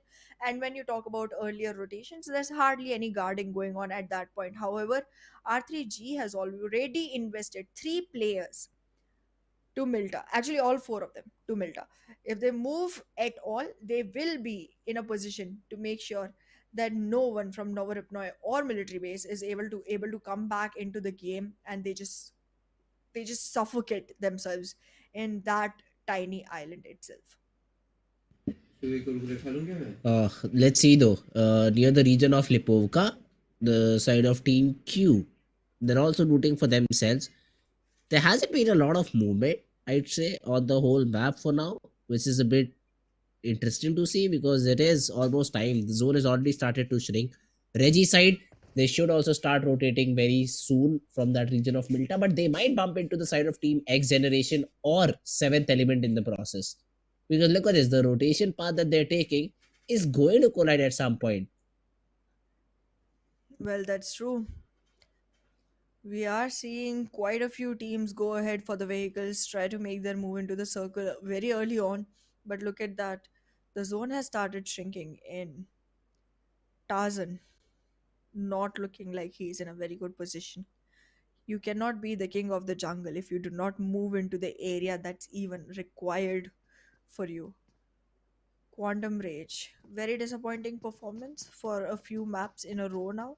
They started really strong, but now they have to come back up if they want to sustain this game. Pretty separated, positioning right now. But then again, Yasnaya Polyana pretty isolated right now, so it makes sense. Makes a lot of sense. All the teams still alive, but 4 players already shredded to ashes. So there are still teams that are not at a full man count. 3x esports, a very dicey team, to be very honest. Sometimes they just work so well that they come all the way into top 6 top 7 teams, and then sometimes they just go so bad that they're the first team to get eliminated. So do want to see how they work this. It just feels like their gameplay currently is based on what comes in front of them and not on what they are planning to do. It seems like they're working without strats as of now. but they do need to make up their minds. They do need to invest their time into planning Uh-huh. what they want, then just go with the flow. That is true. And let's see the 3x esports, how do they, adapt to all of these situations? Because for now, the loot is also not looking very handsome for 3x. They just have a molly, one smoke. You don't want to go into a fight with just a single smoke, no nades for you whatsoever. So 3x, Absolutely. let's see, this early stage is not looking very, very rewarding. We expect better loot from the region of Novorapnaya or military base, but that hasn't been the case. HR though would be happy. 3 frags to their name very early on, reduce the side of H2E just to one player. They'd be happy with the results that they've got. XGeneration also have a frag to their name. QWERTY is the team that were taken down by the side of Team XGeneration. One of the players only. But Team Magnus, around farm or is this Gatka? I think this is near the region of Gatka. They're rotating. They're hoping for this zone to be helpful to them. And let's see if that's the case or not. Zibian scouting, making sure no one's nearby.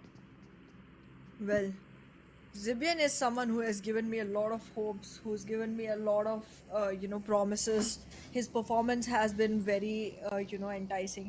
His gameplay has been very on point, but the team cumulatively hasn't been able to perform as well as we would expect. But we really do want to see them step up a little. Talking about Regicide again, a team that does have good name, good positioning in a lot of maps, but then they do not get to be able to convert it into a victory for them. No dinner yet. Seems like they are still fasting or have gone vegan, one of the two. But yes, talking about vegan, team negatives. When are they gonna step up? Because they seem like they have no chance at the chicken dinner at all whatsoever. Watch them win this one. Are they playing? Yeah, they're there.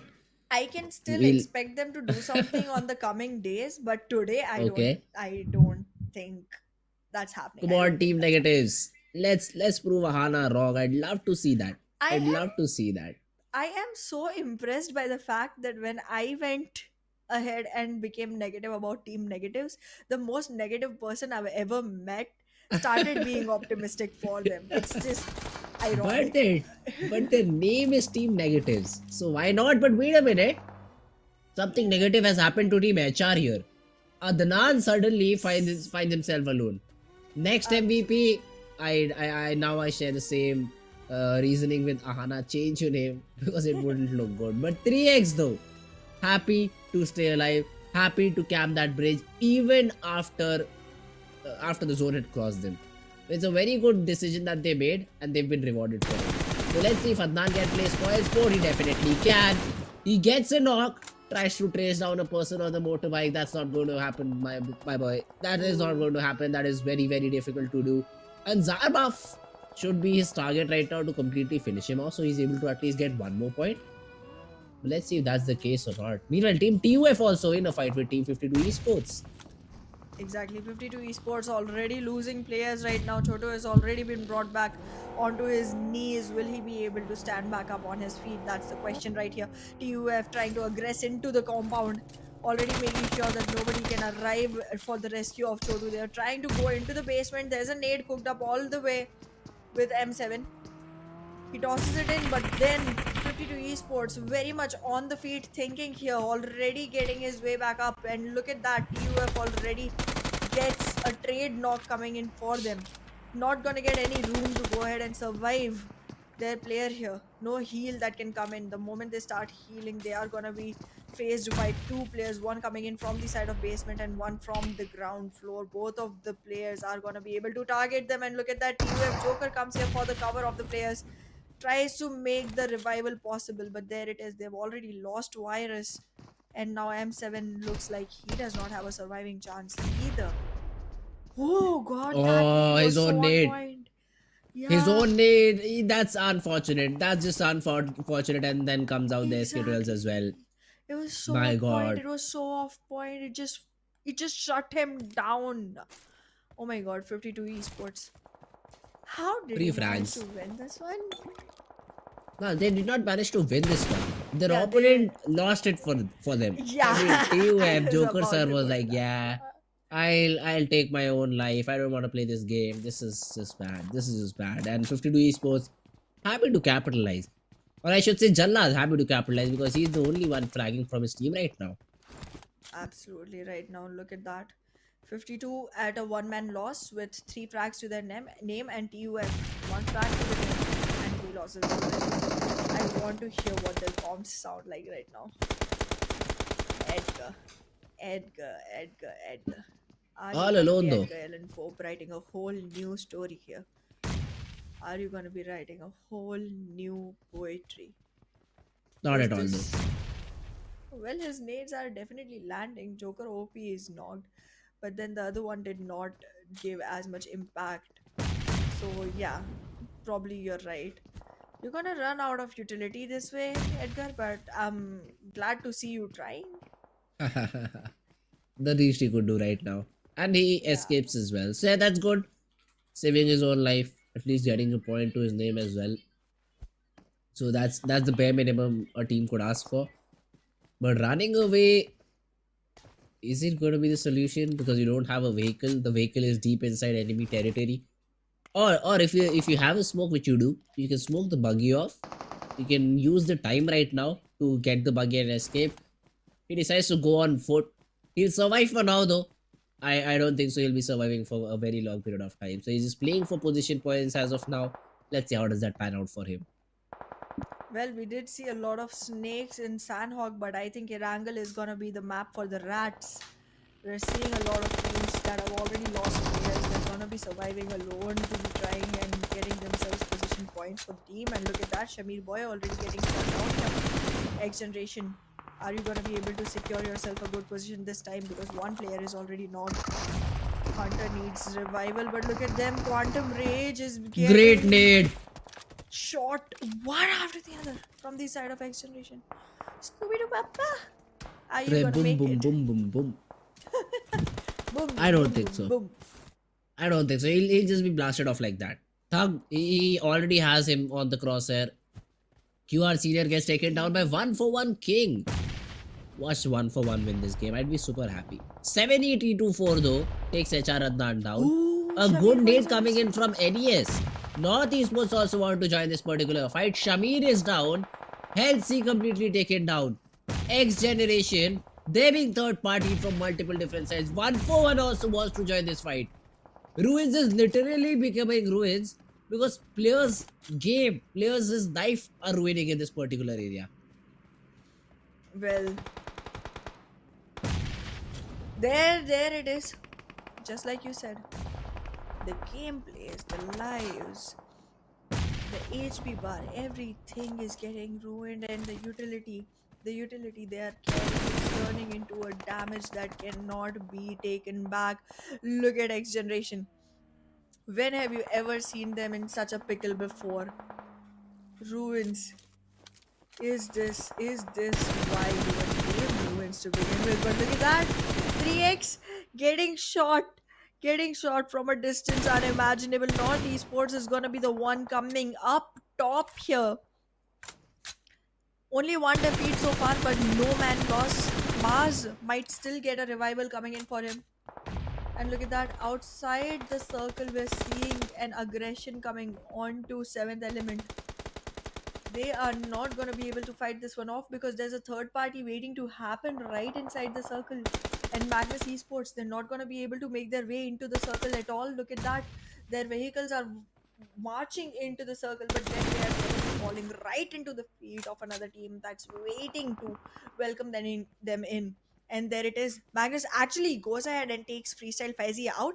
Magnus, Magnus, are you doing this? As soon as you say that, faster gets taken down. So probably not, but only time can tell. Only time can tell. Another player being knocked by his own nade is gonna be knock from Oh, Reggie's side.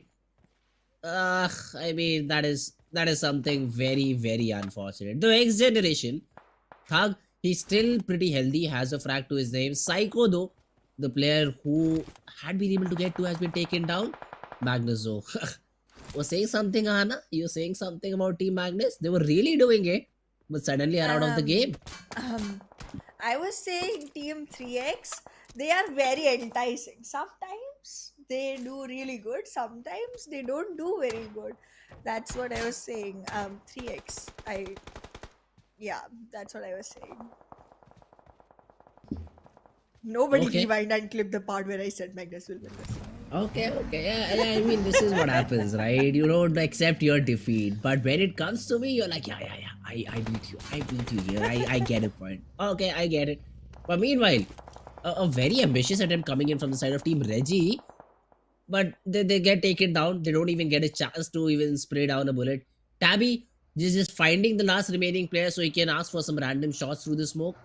And he is in a revivable position. Divide very low on HP, but the cover fire is present from the teammate, gets taken down, and that is another squad being eliminated. Every single squad that I was keeping my eyes out for is literally making my eyes pop out of my sockets because they are just getting eliminated that quickly. Seventh element, keep my pride, please. 52 esports looking really strong right now, but this time I feel like 3x might just have it for them. 3x might just have it for them. However, if you look at positionings, 3x again at a very good position. Ruins, they are just inside the circle. They're gonna be watching a couple of teams coming in, and at the same time, if you talk about wait, vehicle eliminate on Shahir, that's one that always makes me laugh. Okay, 141 though. Let's see. Police Agay, he is around this particular UAZ right now, just trying to make sure he has a perfect angle onto his opponents. But saving the vehicle is also another important factor, which won't be completely done in this particular area. They have that church control on ruins.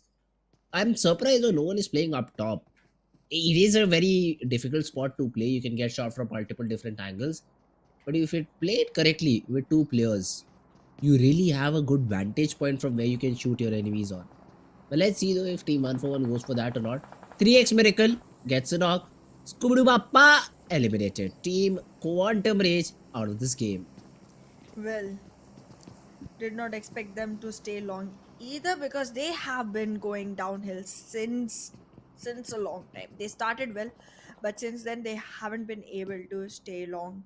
And look at that miracle from the side of 3x going really good for the team. And again, I have no idea how this happens, like you being one team that is just very undecisive, very inconsistent, and then suddenly you come into a game and you're like, you know what, this is mine, this is my ruling to work on. X generation still survives, seventh element still survives, but seventh element has only one player remaining. That is not looking good. You had just started on a good roll. You had to continue that momentum. You had to make sure that your ball was rolling in a snowball effect, but that just did not happen. And look at 1-for-1. They are in a very tight situation, and this pickle is not gonna look good for them. Am I seeing team negatives be on the upper hand for a fight? First time for Surprised everything. me. First Well, time for that everything is. is what I'll say. But meanwhile, Team 7th element gets taken down. 1-for-1, for now they do have a good spot. But the next 35 seconds are going to be the the deciding seconds. Because if the zone does not favor, which I'd say 90% of the times won't in this particular corner of the map, then they'll have to find a new position, which I don't think so is going to be so easy to find. 3x though have a compound. This ruins compound is very famous and is very difficult to attack on. Since it is open from multiple different sides, you get exposed to a lot of teams while you try to push it. So any of these teams is not going to find it easy to do so. NES though, they try to create a smoke wall and enter from the left hand side, and they've been able to do so. But here comes the shift. Only one player from 3x is inside the zone, but the remaining players do have an option to follow that particular player. Miracle, very low on HP, but will be able to escape. Well, it does not look really good for 3x, even though they are climbing on the top of this, leader card. But it seems like the one and only player that is surviving inside is gonna have a fight that he's not gonna be able to tolerate by himself. He needs the backup support and he needs them to arrive as quickly as possible. But that arrival is gonna be hindered by North Esports. North Esports is gonna be the thorn in their way, the petal that does not fall. It is gonna be really, really difficult for 3x to make their way back in for their teammate. It's too two split right now, again not by choice, just by chance. And now the two people that are already inside the circle, these players are going to be suffering quite a loss, because freestyle is right next to them, and then so is 52 esports. Really looking tight, really looking very hard to get out of. Oh, BABLU. Even BABLU is joining the party. 52 Joker has Ah, been taken down. This is the 6th zone, so action has to happen here. Ruins. This absolutely. zone is not going to be easy to handle for multiple teams. Look at this. They're not even aware about these players' position. So if you want to have a tree to yourself, you need to smoke it first rather than being in that particular position first. So this is something you need to be very careful about. Zarbaf spotted down, exchanges some shots with Nightmare. But Nightmare finally decides, since he's the last player standing, it's better to rotate. But the players of FS Freestyle finally come into action. They shoot down Nightmare, but now have to march inside the zone. Well, the zone, the time, the play zone damage, everything, everything is an added thing to stay cautious of. Freestyle has been completely eliminated out of the game. It's five teams remaining: 52 esports, 3x, 141, negatives, and bablue. I have no idea how negatives made it all the way up here, and they have all four players still standing tall. If they win this one, I am gonna be really proud of them, even though I did not start with a positive note for them on this one. However, it's the name, and I completely abide by it. Look at that. One for one. One for one. Why would you go recklessly like that on the top of the hill? It just does not seem like a smart move, and it has been punished. It has been punished really bad. Look at 3x, 11 eliminations for themselves already. And if this team wins, they are going to create the new high score of points secured in a single map. Negatives already becoming a really huge obstacle for one for one. Though the trades are there, and 3x has decided to finally move in. So this could be really harmful for all of these teams fighting right now. 1-for-1 versus negatives. This fight is very important. Negatives, they cannot afford to lose a player here. And they are getting in that revival. Zarba from behind is doing the heavy lifting. Myth is all left alone. And this is looking like game over. This is looking like game over for the side of team 1-for-1, and it is. It is going to be a 4v3 situation right now in the final few circles. And let's see who comes out on top. Shahir, he is trying to cook up a nade. But in the meanwhile, BABLU sits up, gets a knock on Pinkman. And seems like there is no reviving. Okay, there is a reviving option here. The revive is going to come in. But Zarba Whoa. overextended, punished by the player of 52 esports.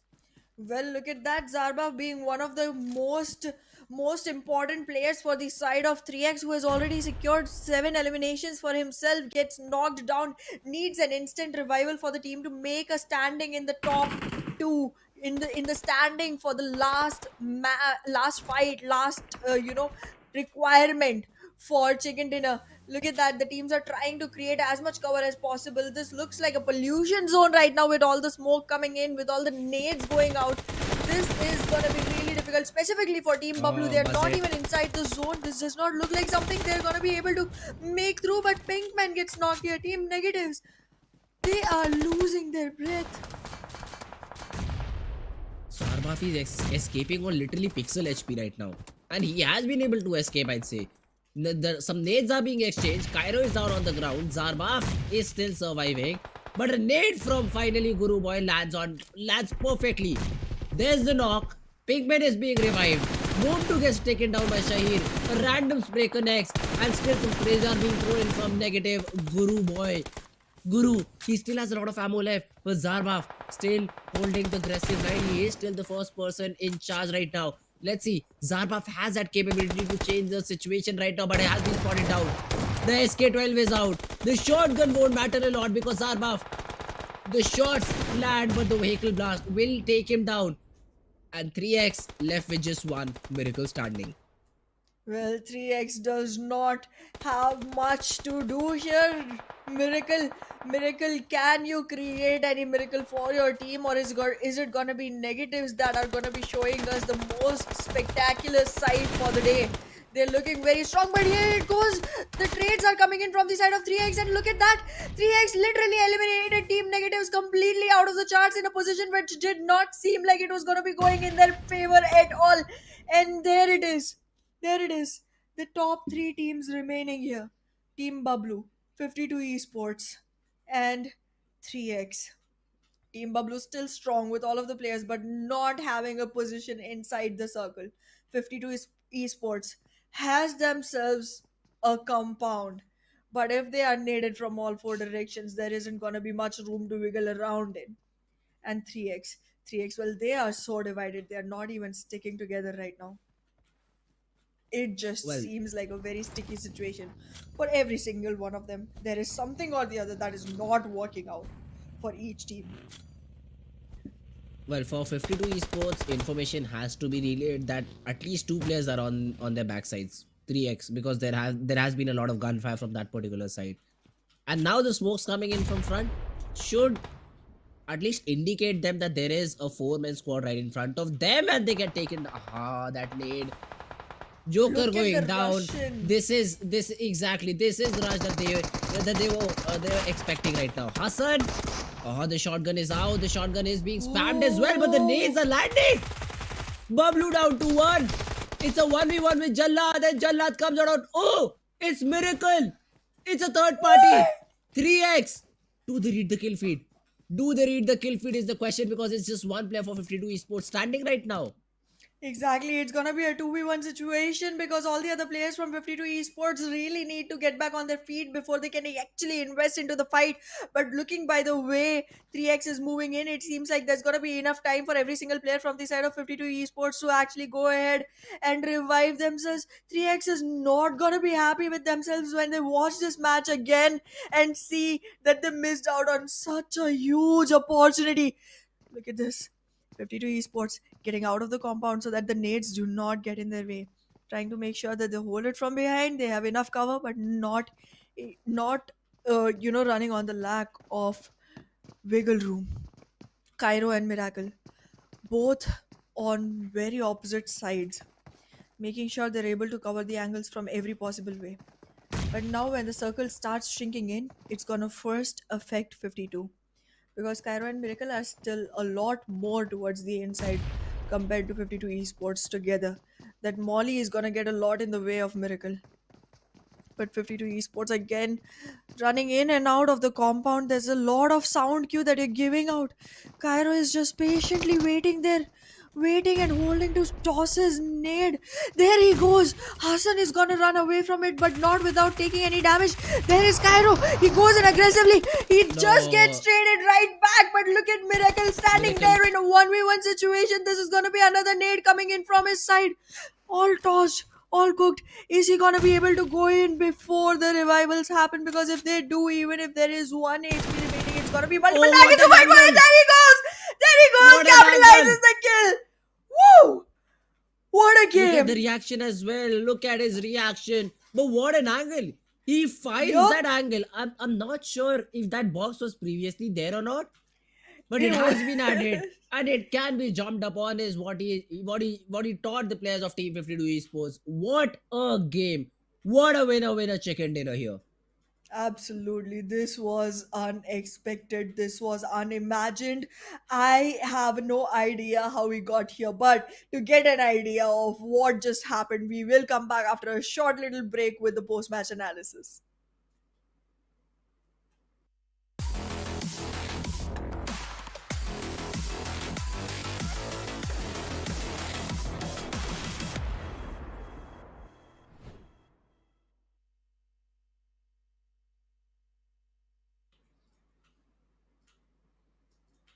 Surprise, surprise. That's all I can say. I am shocked, but in a good Yes. way. And I am just unable to believe my eyes. Like, if this is what we see on the first day, I cannot even imagine what happens when we go further. Oh, that's certainly true. That's certainly true, Anna. And what a way to finish the game as well, right? Absolutely. You thought 52 Esports had a good compound. They were almost up a revival as well.